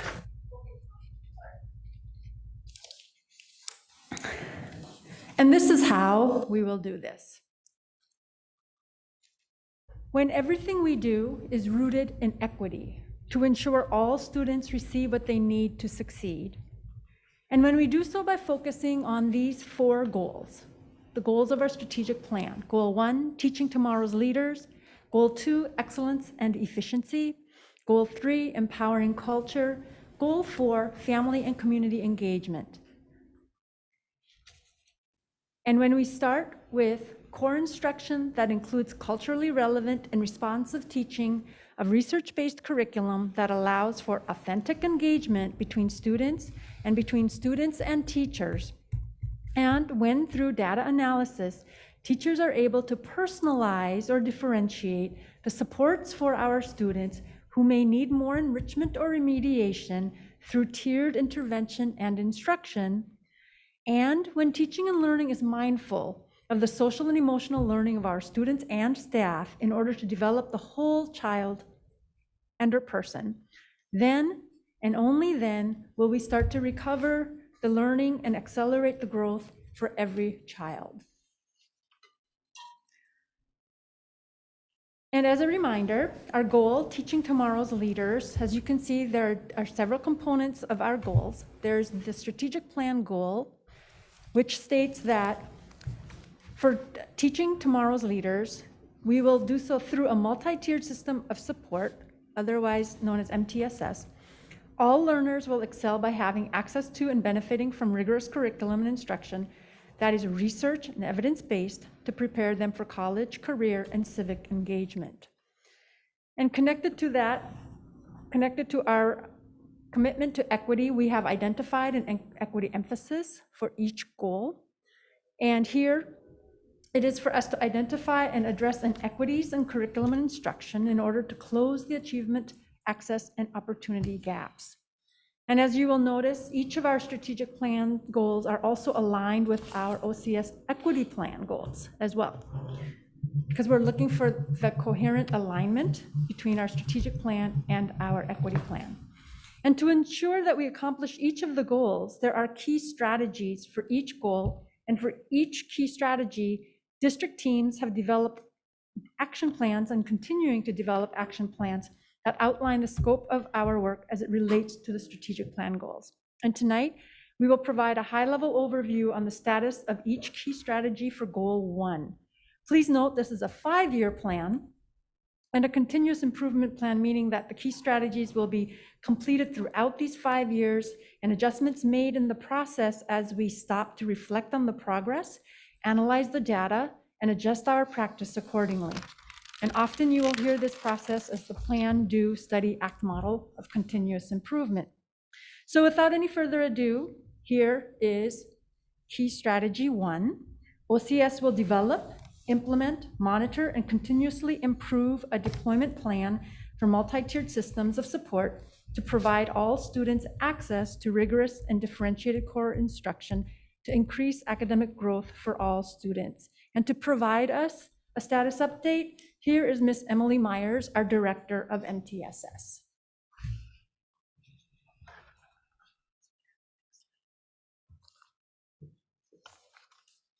Thank you, Dr. Dawson. Good evening, and thank you for the opportunity to share information tonight regarding this important work. Connected to our triangle portion of the recovery plan framework that was shared by Dr. Dawson, MTSS is a continuous school improvement model that is comprised of 6 critical components. Most of you are probably familiar with component 5, 3-tiered instruction and intervention. It's the triangle you're very used to seeing. Although this element is essential in a fully functioning MTSS, it is equally as important as the other 5 components: leadership, building capacity and infrastructure for implementation, communication and collaboration, database problem solving, and data evaluation. To assess the implementation of MTSS at the school level, which is organized by critical components that we just spoke about, schools completed the FAMS, which is a self-assessment of MTSS implementation. That data is used to determine school improvement areas of strength and opportunities for growth, which are aligned with school improvement goals. Additionally, that FAMS data is reviewed to determine what supports are needed across the district by grade span and specific to critical components. Along with FAMS data compiled from individual schools, the district team also completed the district self-assessment of MTSS implementation entitled the FAM-D. The data gathered from this assessment administration, along with our FAMS data, has been used to determine the next steps for this work at the district level. We have not only a responsibility for supporting schools in their MTSS implementation, but also in ensuring that practices and infrastructure are in place at the district level so that our MTSS framework can be fully implemented. Here you will see a broad 7-step initial implementation plan for district level MTSS work through the start of the 22-23 school year. From February to August, our district will be focusing on all 6 critical components of MTSS with a heavy emphasis on building the capacity and infrastructure for implementation, including necessary professional learning opportunities, collaborative efforts with the Departments of Student Services, Testing and Accountability, Schools and Achievement, Technology, Community Engagement, and School Administration will ensure that we are well prepared for an effective and efficient relaunch of MTSS installation and implementation in this upcoming school year. To provide a status update on Key Strategy 2, I now introduce Ms. Amber Wilson, Executive Director of Literacy. Ms. Wilson?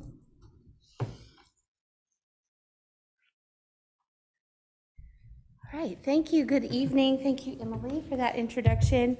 So Key Strategy 2 of Goal 1, OCS will develop, implement, monitor, and continuously improve a plan to ensure that all students can read on grade level at every grade. And as part of this plan, OCS joined the state initiative on the science of reading, and we are part of the second cohort in letters training, which began on January the 20th.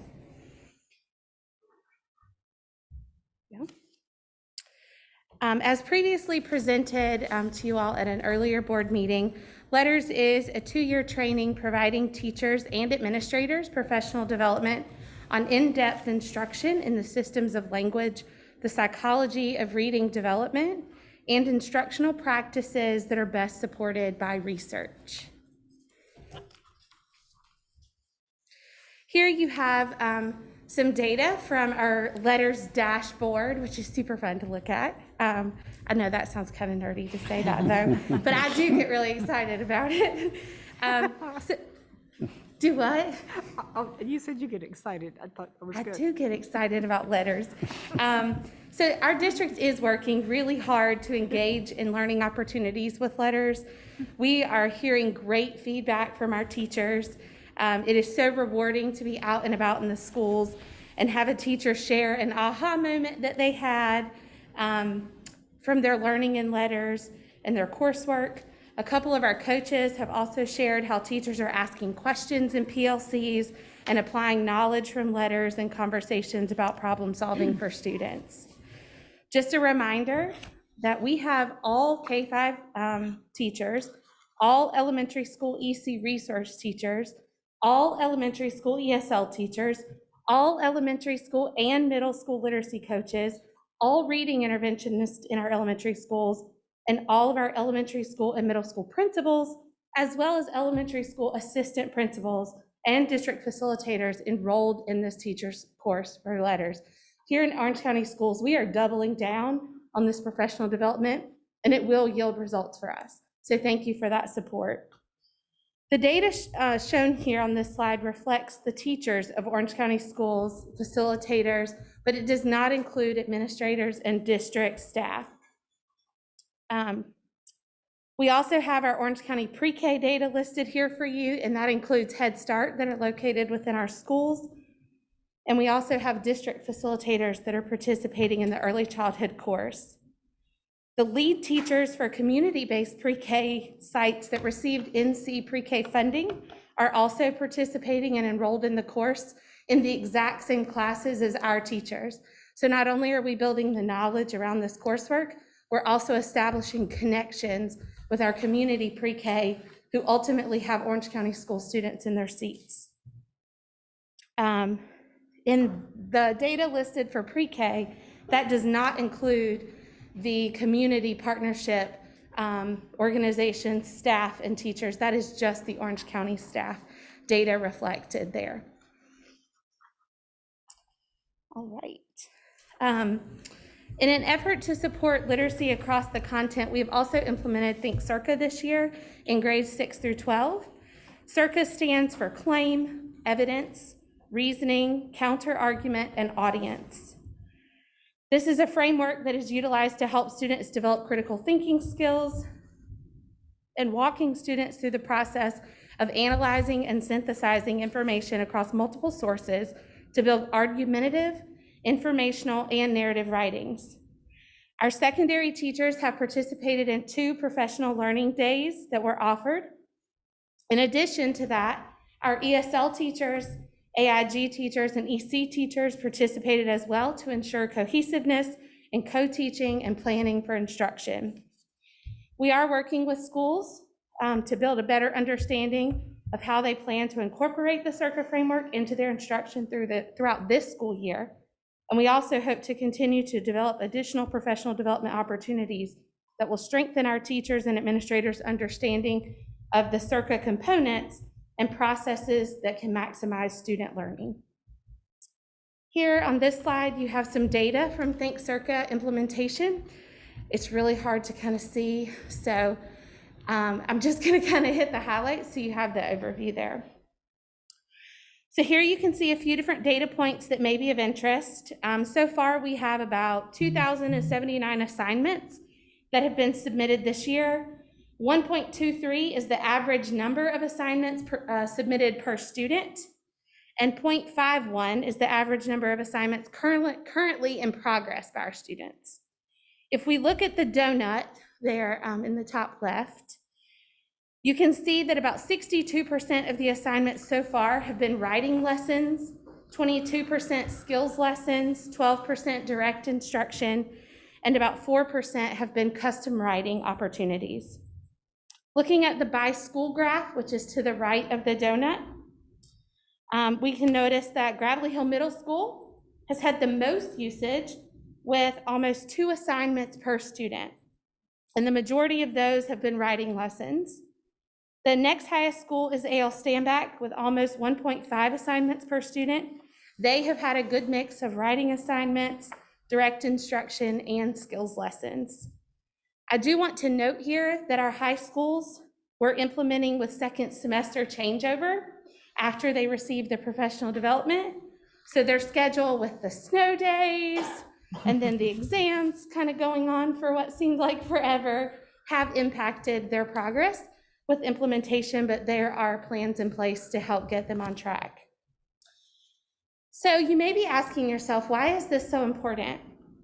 Because research has shown for students completing a minimum of 7 to 10 writing units can more than double their growth in ELA over the 3-year period compared to those who did not participate in Circa units. So here in Orange County Schools, we're looking for ways to rapidly catch up our students, and Circa has proven to be one of those. So to provide the next status update on Key Strategy 3, I'm going to pass it to Dr. Dawson.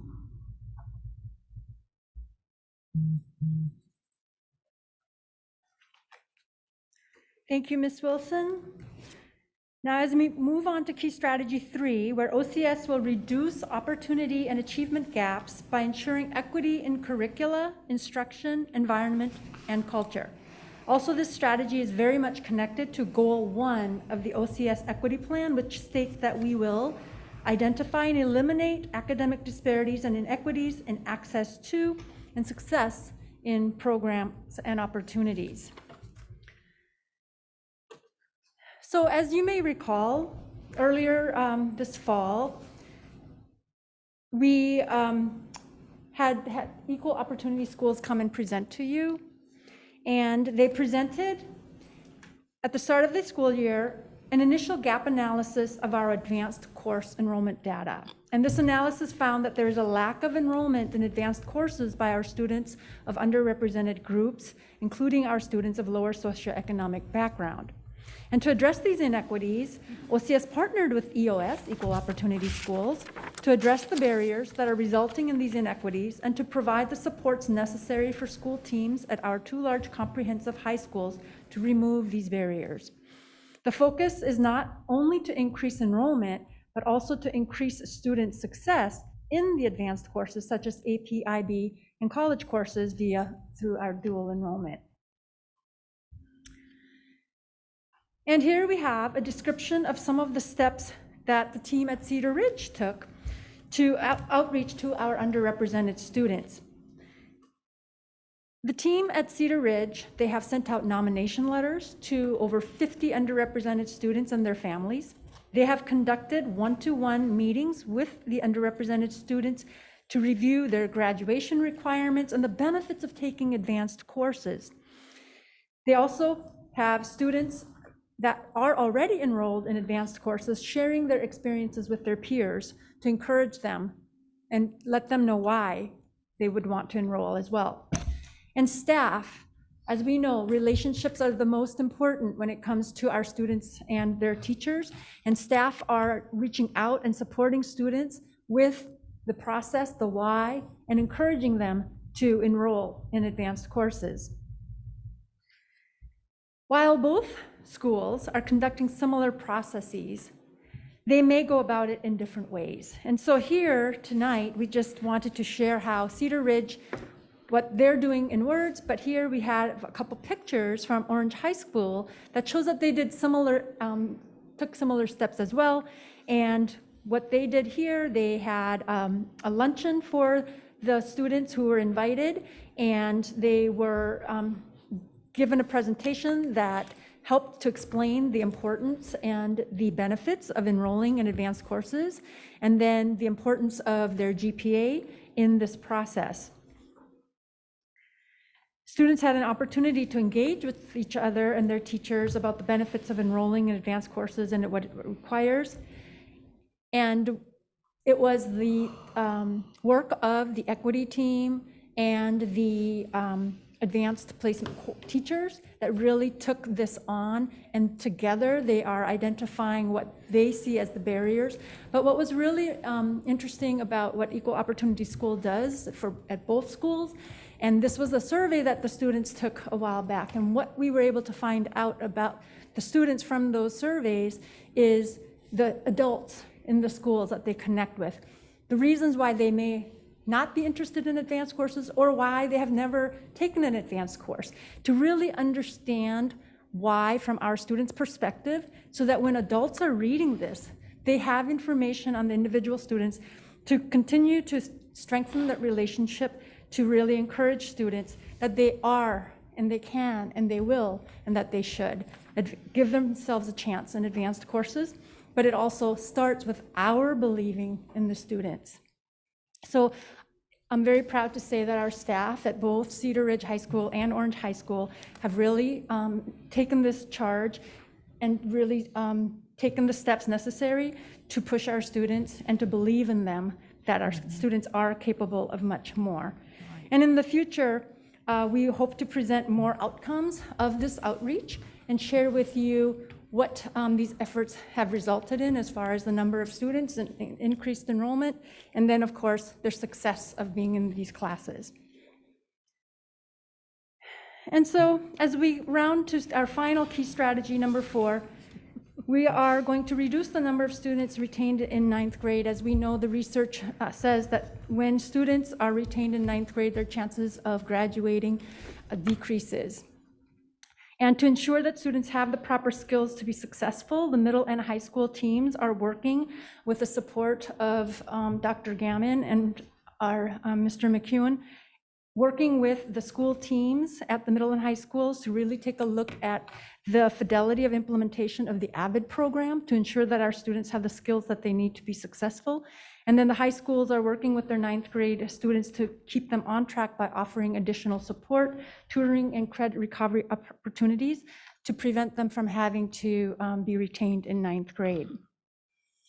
And before we move on, we wanted to just highlight another goal, because as we started this presentation saying how aligned the strategic plan and the equity plan is, we just wanted to bring light of goal 3 of the equity plan, which is to build the equity leadership capacity of district leaders, administrators, teachers, staff, and the OS school board by developing equity-oriented leadership skills, mindsets, and knowledge, and to create a culture of equity and equitable access to opportunities for all students. It starts with us, the adults.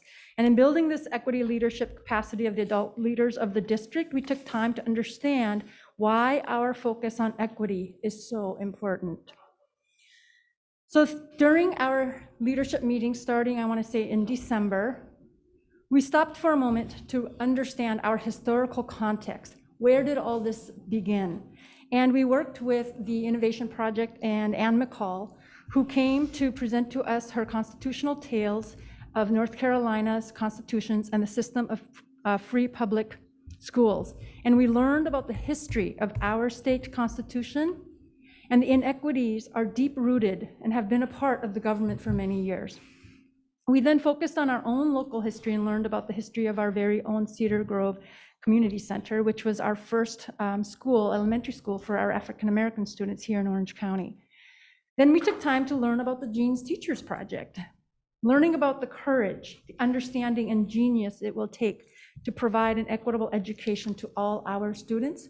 And our Jeans teachers, who were a group of predominantly Black female educators, worked as master teachers, and they proved to us that regardless of the barriers and the obstacles, when we think differently and do differently and go above and beyond, we can reach equity and we can educate all students and give them the access to the opportunities they deserve. And so we must know where we've been to know why we are where we are now in order to determine where we must go.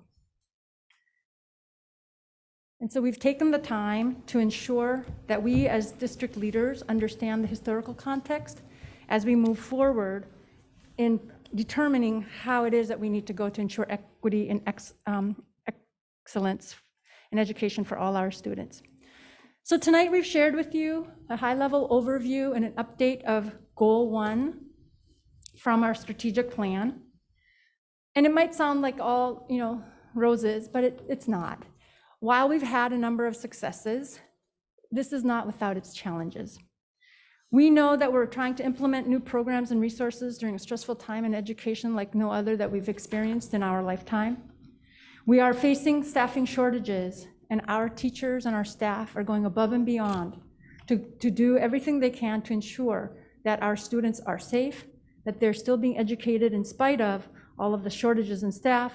And when you have supports that we put in this year, such as instructional coaches, right now they're not able to be coaches. They're not able to provide the teachers the level of coaching that our teachers deserve because they're helping to cover classes. Our teachers don't have the time to plan and do the necessary collaboration they need to look at the student work and to determine what adjustments and the practice they need to make as a result of their analysis.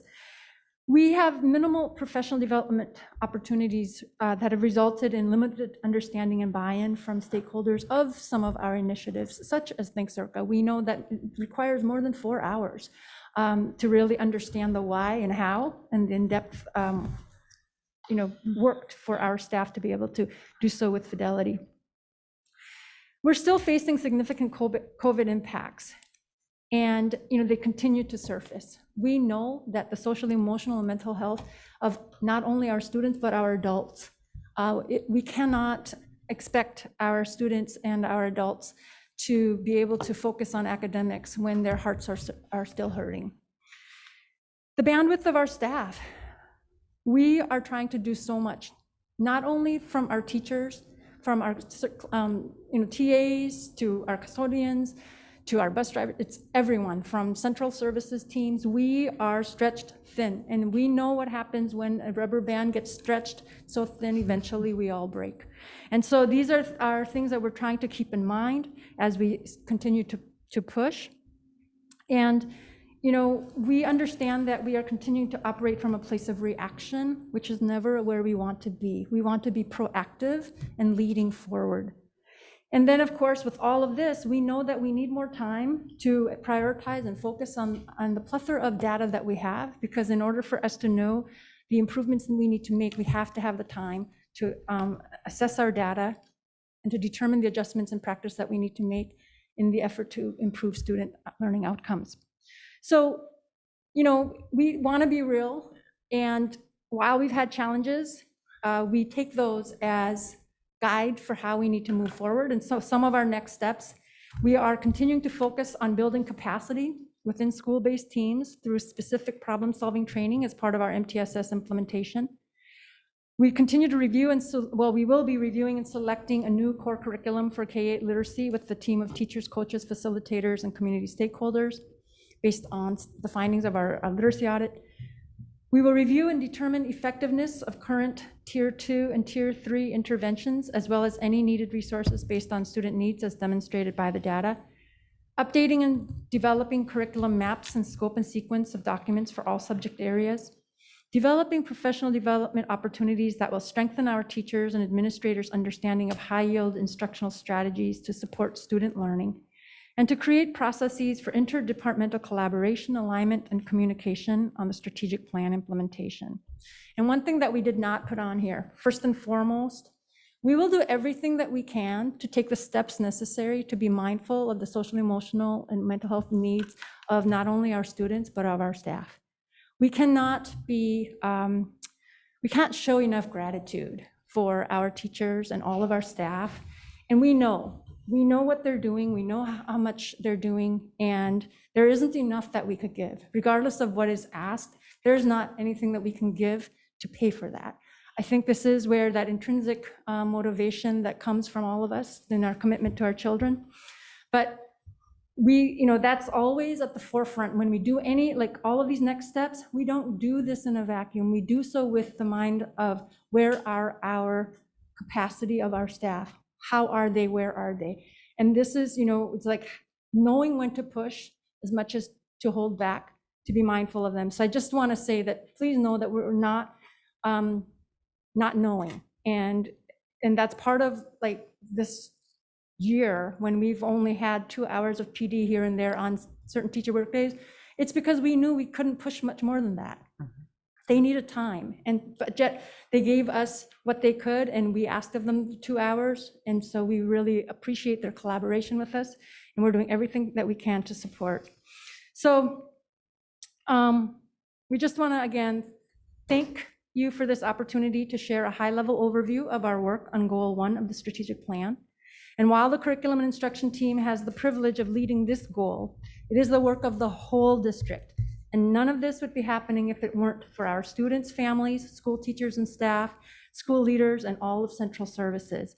We want to take this moment to acknowledge all their hard work, dedication, and commitment, and say thank you. Kamsahamnida. Thank you, board members, for your support, and we look forward to sharing with you our data updates, because we've kind of given you the overview of the key strategies, but as you know, there's data that is related to all of this work, because at the end of the day, if this doesn't result in improvement and growth in student performance, then we need to look again at what we are doing. So we look forward to sharing that data with you in a future meeting, and I'll pause now for any questions and or feedback. Thank you so much, Ms. Myers, Ms. Wilson, and Dr. Dawson. I really personally appreciate this overview that does start with that high level, but makes it much more tangible, the strategic plan to me. And I know that we were all, as board members, wanting that tangible for our own comprehension. I really appreciate seeing the 4 key strategies and examples that you've given from each one of those. And even though we don't have the data that we're saving at this point for next meeting, although it's publicly available through our student achievement slide decks for members of the public who wanted to view it, since we've already met and discussed it, a number of us. But I really appreciate the examples of what this looks like. For example, with Cedar Ridge High School, the nomination letters, and then at Orange High School, the equity team and AP teachers coming together to do that like collaborative strategizing. I mean, that's a really great example of what we're trying to support. And so I appreciate those examples. Board members with comments and questions? Bonnie? I have a few. First of all, thank you all, and I know how hard you're working. You exhaust me every time I listen to you speak. So thanks for that. My question is, as we look at data, one of the things that I would like to hear more about are disparities. And I'll give you an example, MTSS, and I was kind of, let me say that I'm kind of thrilled to hear the candor in we're slowing some of this down. The relaunch of MTSS is a powerful statement. It says we've got this, so thank you so much for that.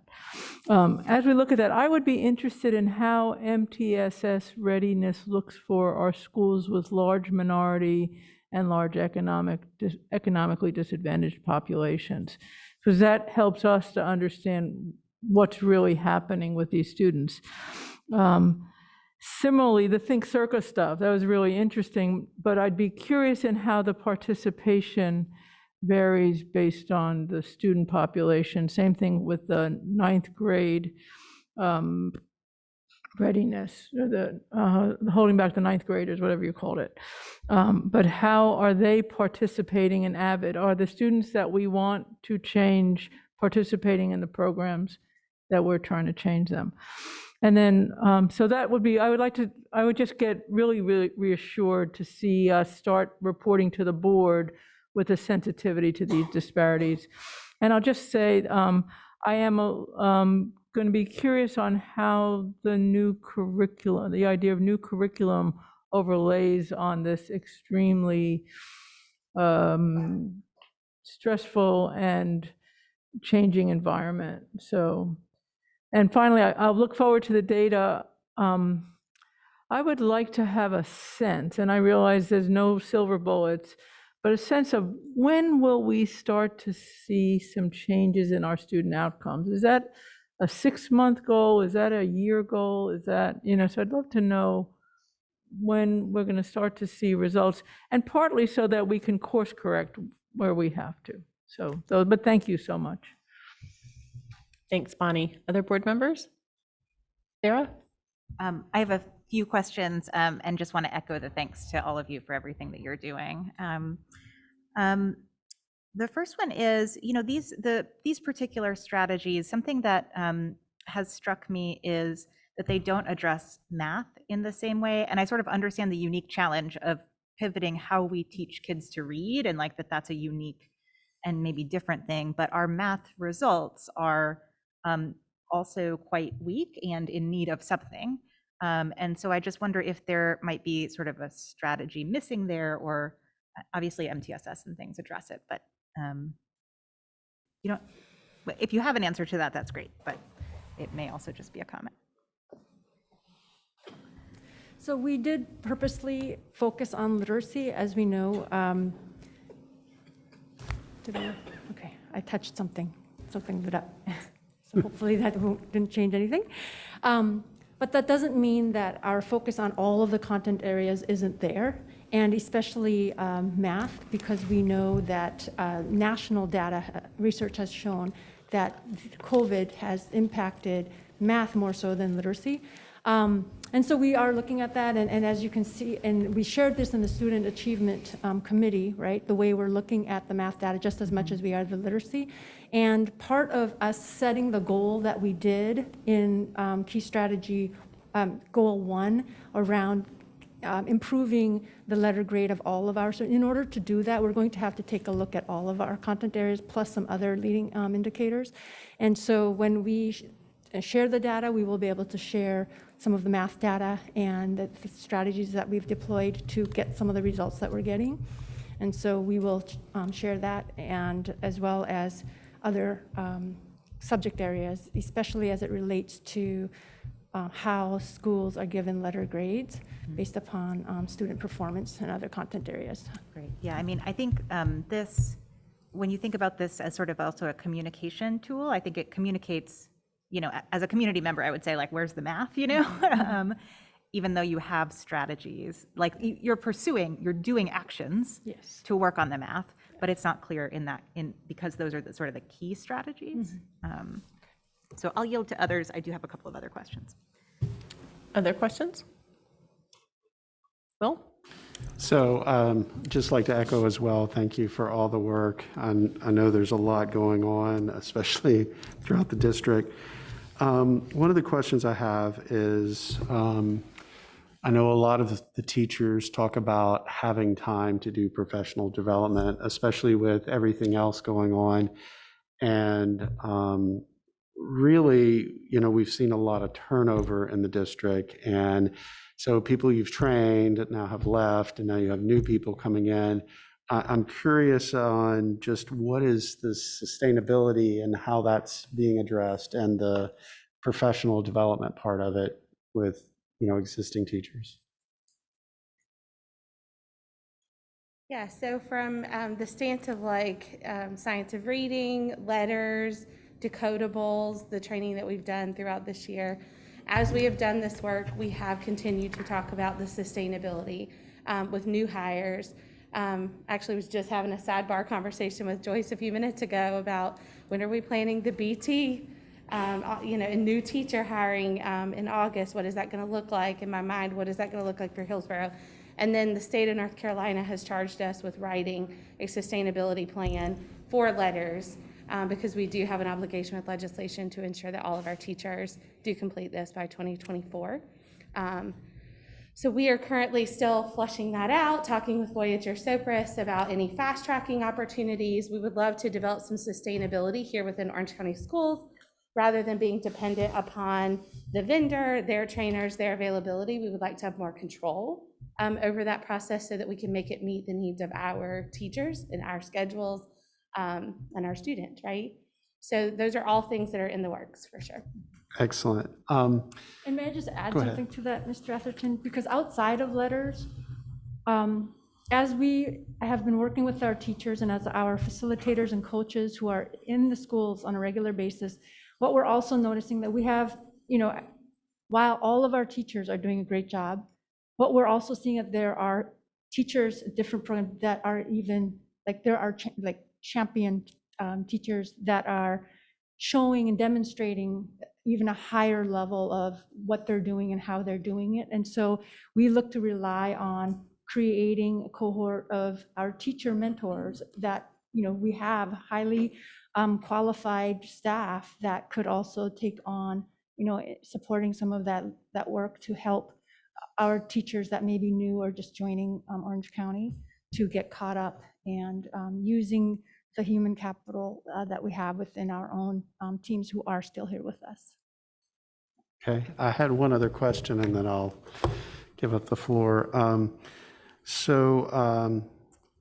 During the presentation, y'all had talked about AVID at the high school. I'm curious, is there a focus to expose more students at the middle school level?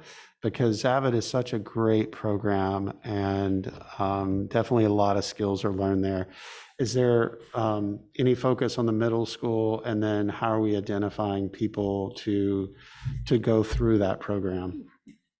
So that is something that we have been working on and taking a look at how each of our middle schools are implementing AVID.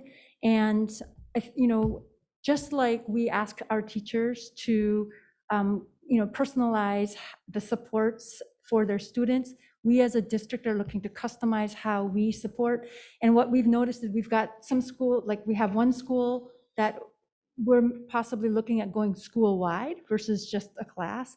And we think that they're prime and ready for that. And there is that level of leadership commitment. And I think the teacher who has been able to really develop that. And then we have, a school where there's a new teacher. So we have paired the veteran teacher with the new teacher to help grow that program. And then we have a teacher that we're getting ready for a transition because we have a teacher that will be retiring. So we're looking at what we have currently and then where are each school teams to where they can take it. So we are looking at one doing school-wide and then how we can expand at the other. And then of course at the high schools, the implementation has been less consistent with different challenges, because when you're looking at their master schedule, it's more challenging to do. So we're looking at what it is that they need as support.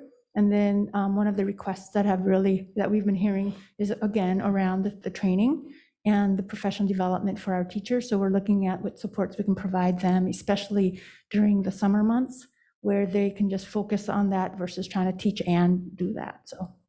All right, thank y'all. Can I add one thing to that question? I'm sorry. So from the middle school recruitment stance and how that kind of happens, when students are beginning in 5th grade to prepare for their transition to middle school, that is part of the conversation that's happening as teachers kind of share student data and determine what are going to be the best tracks for students in middle school. So 5th grade teachers can give recommendations for students who would benefit from learning the structures of ADVID and the note-taking and those types of supports. Counselors can also kind of flag students as students that need to be followed up with to encourage them to think about that. And then students have that choice with their parents as part of their course registration. Thank you. I know Sarah had another question, and I haven't seen any other hands. Yes, and this is a bit of a curveball because it's not a question for any of you. It's actually a question for Dr. Doyle, if that's okay. You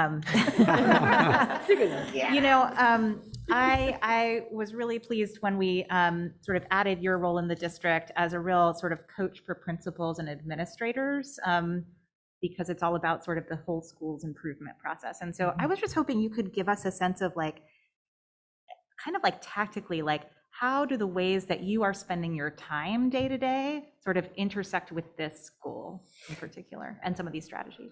With this, what was the last word? Yes, with this goal, with the- goal one, that, you know, sort of the academic goal. So really, my work with the school principals intersects with all the goals.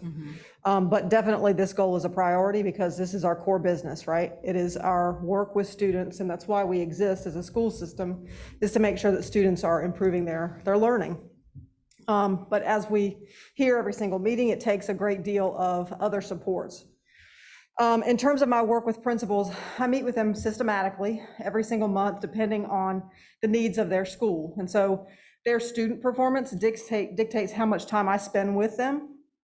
And that work really centers around their school improvement processes, which is aligned to their school executive evaluation instrument. So we are spending a great deal of time talking about their PLC processes, talking about their school improvement team meetings, and shifting those meetings more, thinking of the tactics, to use the word that you did, shifting their meetings more from operational work to strategic work, really thinking about what's the data that we're collecting and how are we using that data to improve the outcomes that we are measuring. With PLCs, obviously that's student learning. And one of the biggest challenges that our schools are having right now is one, having the time to have those PLC meetings. We've all heard that. And also to have the time to have a good analysis of the data. They're data rich right now, but information poor. And so culling through that data and really creating simple systems for them to use that data to drive their improvement is the work that we're in right now. And each school is at a totally different place. I would say about 2/3, maybe a half of our schools have had their school improvement teams trained. And we are going to bring those school improvement teams, all of them hopefully back for the summer for Summer Leadership Institute to assist them in really doing that work in a more systematic way. This year has been spent largely on getting their work up and running. In the past, I think many of them would share that their work has been write a plan and then bring the plan back out at the beginning of the next school year. That has not been the case this year. And to me, that's the biggest improvement, is that they are constantly talking about school improvement and the work that's happening on their campuses to improve all of their goals.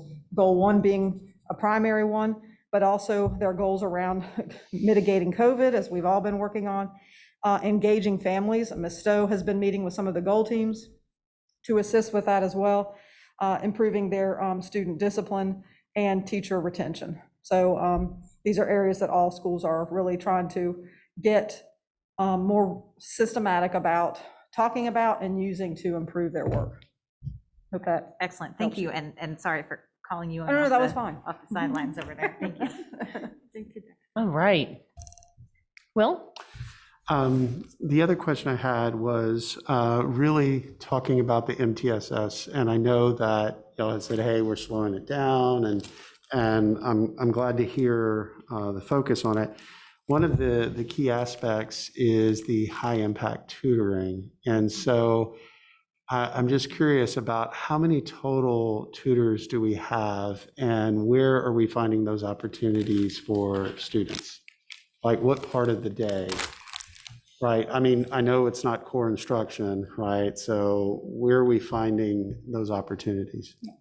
And I was trying to, in my Rolodex in my mind, I was trying to go back to the chart where we have a list, and we can provide that in the board weekly update. Okay. As far as like what programs are at where. So, but just in summary, we know that at our Title I schools, during the school day, we do have Book Nook because they still had 100 seats for us that we are taking advantage of. And because we knew there were some things that were more challenging when it wasn't during the school day, so we're now doing it during the school day where there is our staff there to help. And so we have that going right now, and we should be able to get some results to see, the impact of that on their student learning in a few more weeks. We have a few more weeks of that left. And then a number of our schools through the ESSER mini grants have started their tutoring with their own staff. I want to say most of them are after school. I want to say at River Park, it might be some during the day. I also know that we have students that are going from our high schools as part of their coursework, going and providing tutoring at, for sure, I know Grady Brown and possibly one other elementary school. And then actually what we are doing, it was actually really difficult, more difficult than I was expecting, to find a vendor that could provide more high impact tutoring during the day.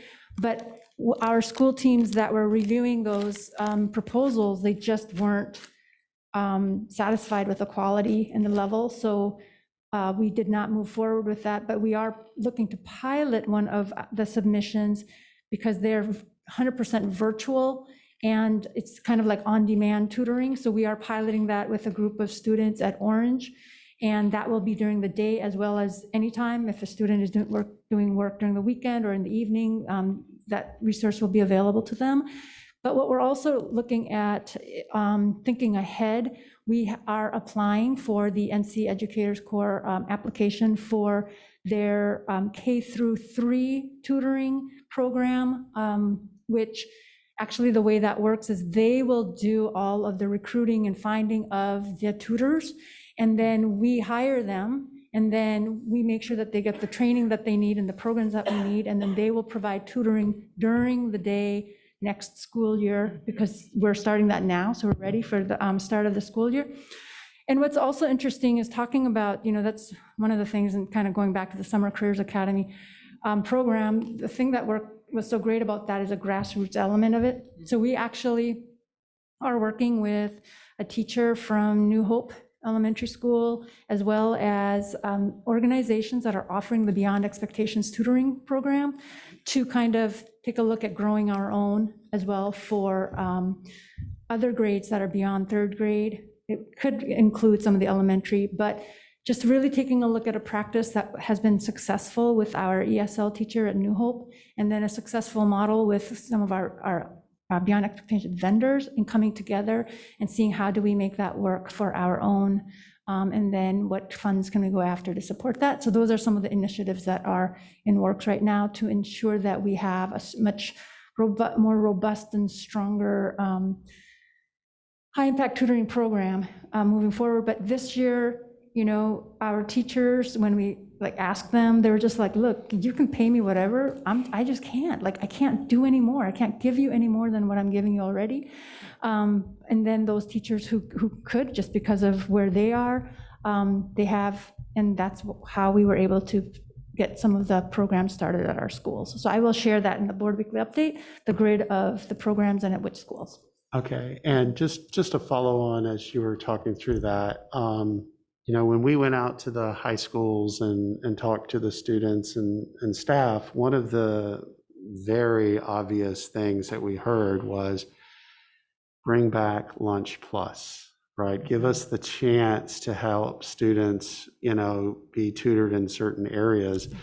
Are we seeing that ability? Are we now engaging on that? Are we seeing some results around that, or just wanted to find out where we were with the Lunch Plus? Yeah, if it's okay to invite Dr. Doyle back to the podium, I'm sure she can speak to that. Thank you. Plus Lunch is happening actually at Orange High School, and I know Cedar Ridge is in discussions about trying to transition back to that type of system. As you know, they've had a different situation with their administrative team, and so they've been in transition with their assistant principals, and I'm sure that has been a limiting factor in terms of making that shift. But I know that's something that students have asked for, and of course, Orange has already been able to make that transition, and did so right after the holidays. Thank y'all so much. Hey, so if we are Done with comments and questions. I know we have one more significant item tonight. Is there anything else you want us to touch on with this, Dr. Felder? Any final comments? No, I think we're good, and want to thank the team for Yes. presenting tonight. Thank you so much for everybody. All right.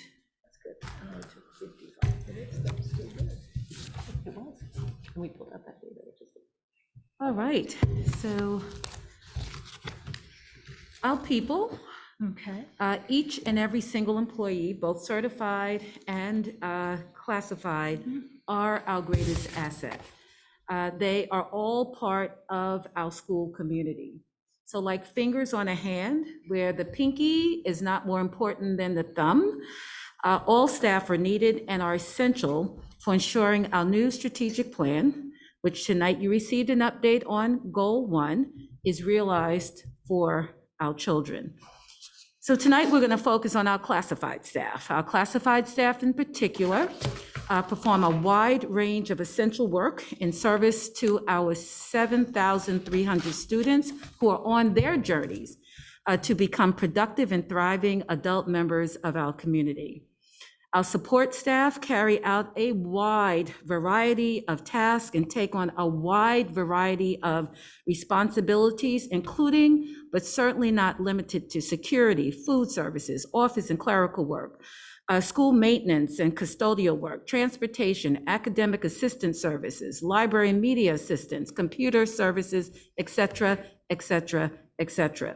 They help make our offices and departments run smoothly, while others work more behind the scenes to ensure that we provide safe learning environments. Classified staff are also instrumental with building significant relationships with students, which, as noted on this slide, are absolutely critical to student achievement. Next slide, please. So just a few stats. Our school nutrition staff, oops, that's not the picture of our school nutrition staff. There we go. Click ahead. There they go. Okay, I may need to go a little back and forth here, but that's all right. Our school nutrition staff serve approximately 546,208 meals in a year. Next slide, please.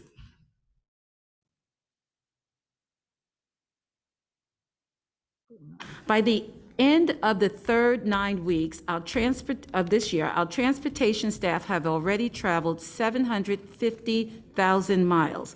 That's 5,225 miles per day, which very likely means they will reach 1 million miles by the end of the school year for transporting students to and from school each day. Next slide, please.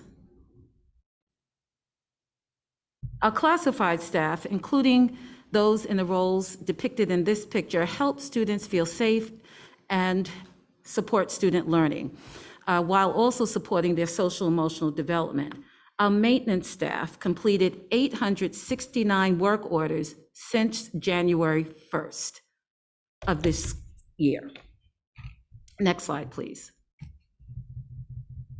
Our teacher assistants support over 500 teachers and thousands of students each year. Next slide, please. And when the adults don't always notice, guess who does? Our students do. So our classified staff are the glue that holds our district together and the supports that keep us whole.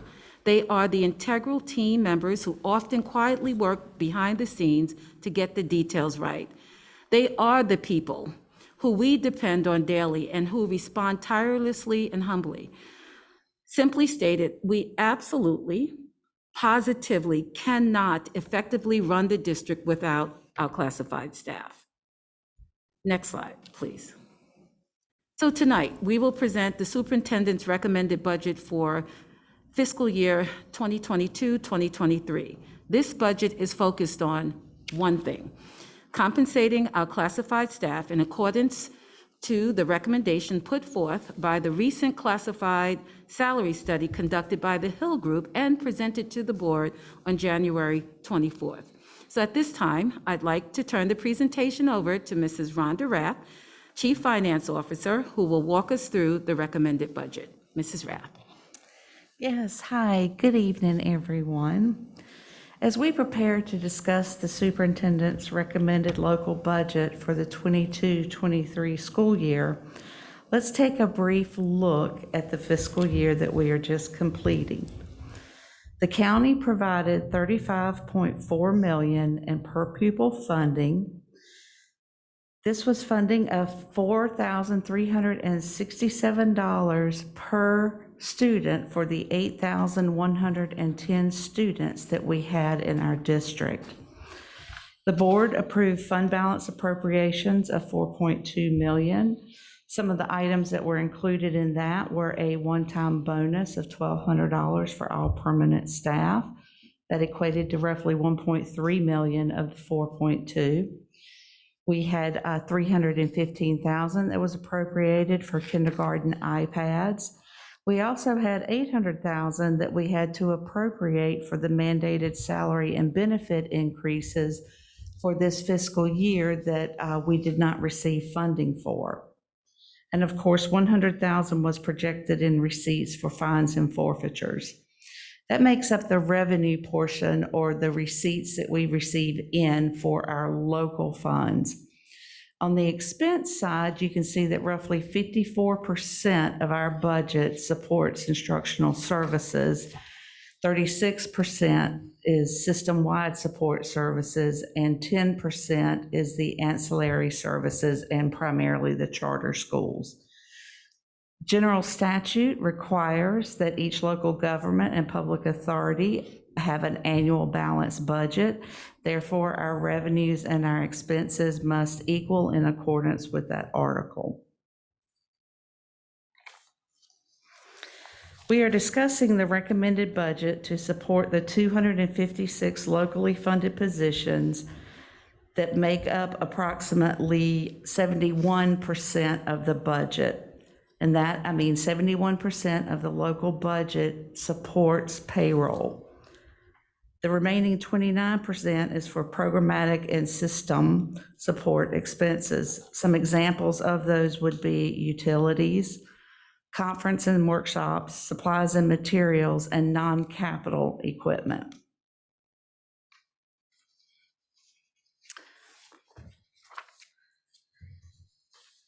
Here we'll take a look at our projected student enrollment for the upcoming fiscal year.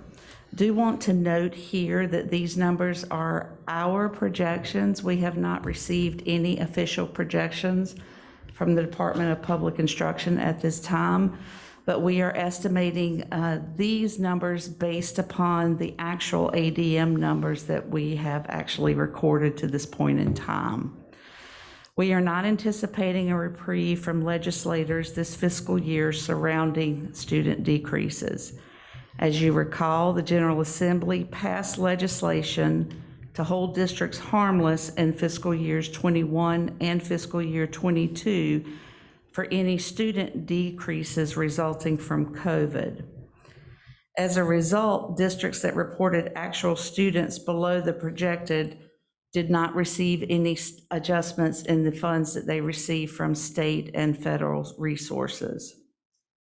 For the fiscal year of 23, we are projecting the number of students in Orange County schools will decline to 7,100. This is almost a 200 drop from our previous year projection. Our actual charter school enrollment is up 40 from the same time last year, and our out-of-district students are up 2. This nets us a total student base of 7,949 for the upcoming fiscal year. This is a 161 decrease overall from our previous year. As you can see in this 11-year history of student membership, Orange County total students overall have increased 4%. However, we have seen a decrease in the number of students in Orange County schools and an increase in the number of our charter students. Based on the projected students at the per pupil funding provided for the 21-22 year, we can anticipate receiving $34.7 million from Orange County. Holding our fines and forfeitures at an anticipated $100,000, that brings our total anticipated revenue for local use to $34.8 million. This is a $750,000 reduction to what we received this year. Let's take a deeper look into what our recommendation is for this upcoming fiscal year. We have a state biennium budget, which means that the budget is in place for 2 years, and we do know that we have a 2.5% average increase in the biennium budget for our certified staff and a 2.5% increase for our non-certified staff. We also know what our benefit increases are in this budget. As a result, to support the 256 positions that we have are funded on our local budget, we need an additional $1.1 million to support the state mandated increases that are in the legislation. That equates to $138 per pupil based upon our updated student numbers. Next, we'll move into our expansion budget request, which Dr. Felder has already kind of noted earlier. We're focusing at the request of the superintendent and of you on the salaries of our certified and classified staff. The first item that we have proposed in this recommended budget is the implementation of the salary study that the Hill Consultants provided us and provided a report on. Based upon the recommendation that was provided in that study, we would need approximately $3.1 million to implement it in this upcoming fiscal year. We have the generous donation from our county officials of an additional $631,500 that they have committed to us, and you approved utilizing these funds in support of implementing the salary study, and they also approved that and supported that. So therefore, as a result of applying those funds to that, it brings the net increase that we would now need from commissioners to implement this to approximately $2.5 million, or $310 per pupil. The additional item that we bring forth as a recommendation is surrounding our certified staff, which is our teachers and our other staff, such as our media, guidance, counselors, social workers, et cetera, that are paid on a certified scale. Right now, we have a local supplement for these staff that is based upon their years of service in Orange County. We recommend that we provide them credit for the years of service that they have with the state. And in doing so, that would move them in the tiers of the supplement. In order to implement that for the staff that we currently have in our district, it would equate to $651,000 or an additional $82 per pupil. All of these items together give us a grand total increase in our budget of $4.2 million, or an increase of $530 per pupil.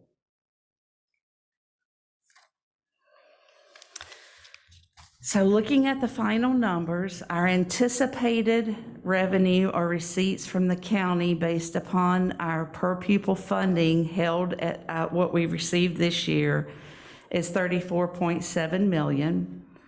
I did not factor in the fines and forfeitures in this scenario. We're only looking at the per pupil.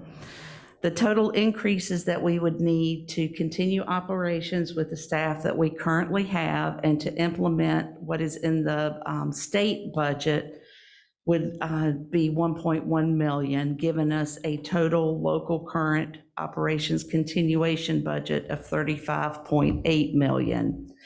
For the 35.8 million, that totals $4,505 per pupil that would be needed. Again, that's roughly a $138 per pupil increase over our funding for this fiscal year. To implement the recommended salary study, as well as to implement the recommended years of service credit for our certified staff, that would bring our total budget to $38.9 million, or $4,897 per pupil.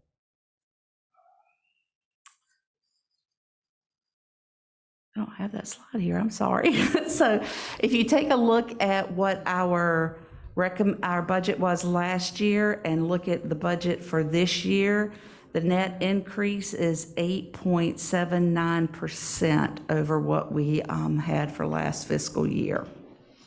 And again, that does not include fund balance appropriations.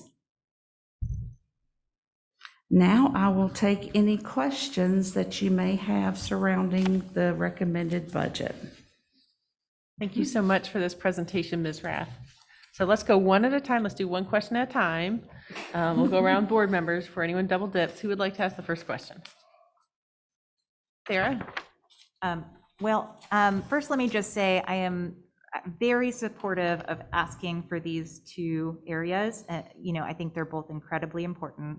My question is, and I don't know if you have this data with you, over the last 20, 25 years, what is the largest increase the commissioners have ever given us? Approximately $323 is the largest that we've received. And just, sorry, tiny follow-up. Like, how many times have they given us more than $200 per pupil? Not many. It's been, I would say that if you look at the history, it's been more around the 150, maybe 170 per pupil. I only asked the question just so we can have that information in our heads, but I'm very supportive of the request. Thank you. Thanks, Sarah. Will?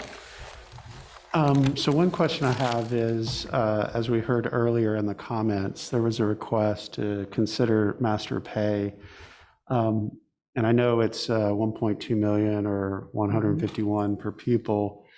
Is there a reason to not include that in this request as part of the overall compensation consideration to the county commissioners?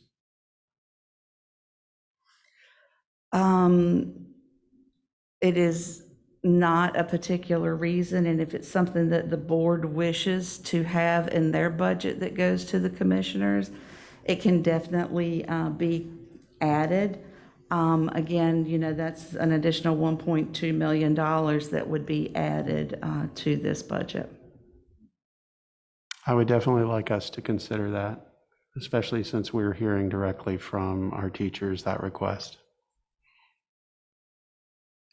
Okay, other board members with comments or questions? Bonnie?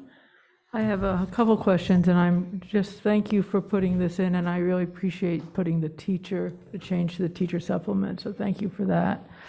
And by the way, if you look at this on the whole budget, it's really about a 3% increase to the total $100 million budget, so it's, that's all, I just need to say that. How many people in the classified study are state employees? And that's partly why I'm asking that, because we're giving increases to people that are in the state part of the budget, aren't we? Yes, because we would have to fund that locally because we would be paying outside of what the state provides funding for. I don't have that number on the top of my head, but I will definitely get it for you. It's just something we might consider presenting, because we're really putting a salary increase on a much bigger base than $35 million.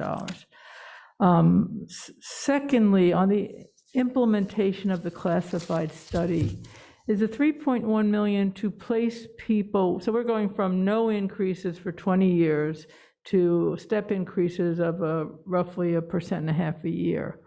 So is the 3.1 million for just placing people on the new scale? Yes, that is correct. It will be to place them on the scale. There will be a reoccurring expenditure because we will be having to then begin moving the people. We can have a reoccurring expenditure, or we could make the decision to not. The 3.1 million is to place everybody on the scale where they would need to be right now. Okay, thank you. Okay. Anyone who hasn't asked a question yet, have one? Well, I don't have a question, but I'd like to thank you, Rhonda, and the staff. That's a lot of work that Thank you. you've done, and it made it easy for us to understand. Thanks a lot. And I absolutely support your, the recommendation. Let me just say that as well. Okay. Jennifer, Hillary? I just echo many thanks and support. Thank you. I support the recommendation as well. Thank you. Very good. Okay, further questions? I know some people probably have a few. Will?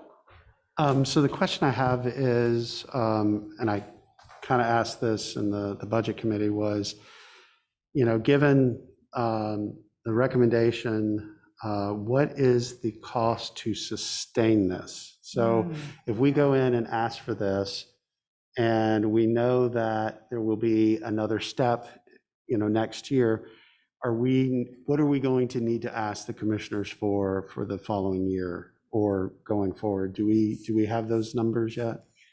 We're working on those, and there's several scenarios. We know that there would be if the board elected to step everyone based upon the recommendation of the 1.5%, there would be an additional cost that would be associated with that in each upcoming year, because now individuals would be moving 1.5% on the scale. It will not be as great as the 3.1 million to place everyone on the scale, because we're catching up for, a very long period of time. The ultimate goal would be to place everyone on the scale and then to have increases each subsequent year, so that we don't get back into salary compression that we're in now. Other options could be that the step could be a less percentage than what was recommended, or we could actually implement what other districts, some other districts across the state have looked at, where they only move every 3 years, for example. So, we're looking at those scenarios and costing those scenarios to see what the potential impact would be to the budget. So would that mean, sorry, just a follow-up question. So would that mean this recommendation of the 3.1, the 651,000 would adjust based on that to sustain it? Or would we still go in and ask for this and then possibly adjust it the following year? Meaning we're going to a step every year with this, and then next year we may go, no, we can't sustain it, we're going to go to something else. I'm just trying to understand, are we going to start with possibly the multiple steps, or are we going to start with the every step every year and then determine what we do to sustain it? I'm just trying to figure out which one comes first. Right, yeah, I hear you. I believe the superintendent's wish and part of this recommendation is that we go forward with the recommended salary scales, which would be the first year it'd be 3.1 million. And then after that, each year, staff would increase 1.5%. So that would be our ultimate goal, is to get the 3.1 and then 1.5%. So definitely I would like to know the sustaining of that when we get to that part. So thank you. Thank you. Ronnie, go ahead. So I just, we have 2.5% happening this year and 2.5% happening next year. which each one of those is going to trigger roughly $1 million increase that we'll need for continuation. Would that, so with the proposed 1.5%, would that be part of the 2.5%, or are we proposing 4%? It would be part of the 2.5%. Okay, so technically, we could go for 3 years before we do the first step. Technically, right? Because that's legislated already, the 2.5% is, and I guess I have a question of, do we have a responsibility to talk about this possible recurring expense with the county commissioners? Or ask, because it's not our money. I like to remind myself it's not our money.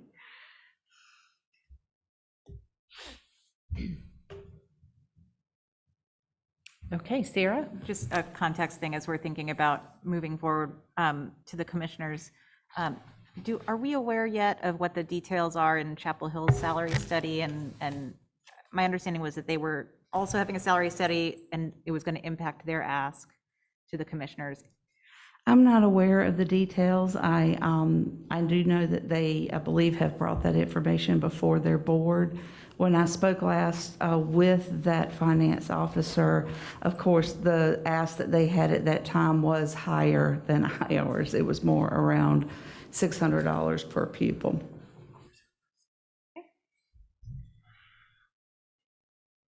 Final thoughts or questions? Will? So just a follow-up thought or question to the discussion of the multiple steps. Even if we went to a 3-year step, it doesn't mean it would be 0, because it really depends where our staff is in that step. So you could say it's 3 years, but 50% of the people move to the next step just because of where it falls. So we will have to be careful around that. Yeah, or not doing, some counties, as you know, are saying the steps are for placement only, and dependent upon funding. Right. I just have, as you look to Chapel Hill, I think they're also proposing an increase to their teacher supplement. So that would be part of their $600 per pupil. Okay, thank you. Thank you so much, Ms. Rath. Really appreciate this presentation and all the processing that's happened in Budget Committee in recent weeks as well. It's been a long time to get it all digestible, and I think we're getting closer.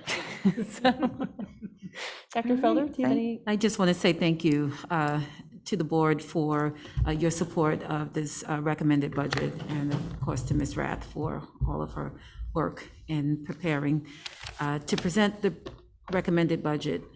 Thank you. Thank you. I do have a clarifying question, if you don't mind. Since at the next meeting is when we have the budget public hearing, when you're able to receive comments, and then afterwards, we start shifting to this becoming the board's budget. It won't any longer be the superintendent's budget, it will become the board's. For clarity, is it the wish of the board for master's pay of the $1.2 million to be added back into your ask? Do we need to decide this right now? Is that what you want us to do? Well, I guess I would like a little feedback as to whether or not it's the wish of the majority of the board to see this as part of their ask.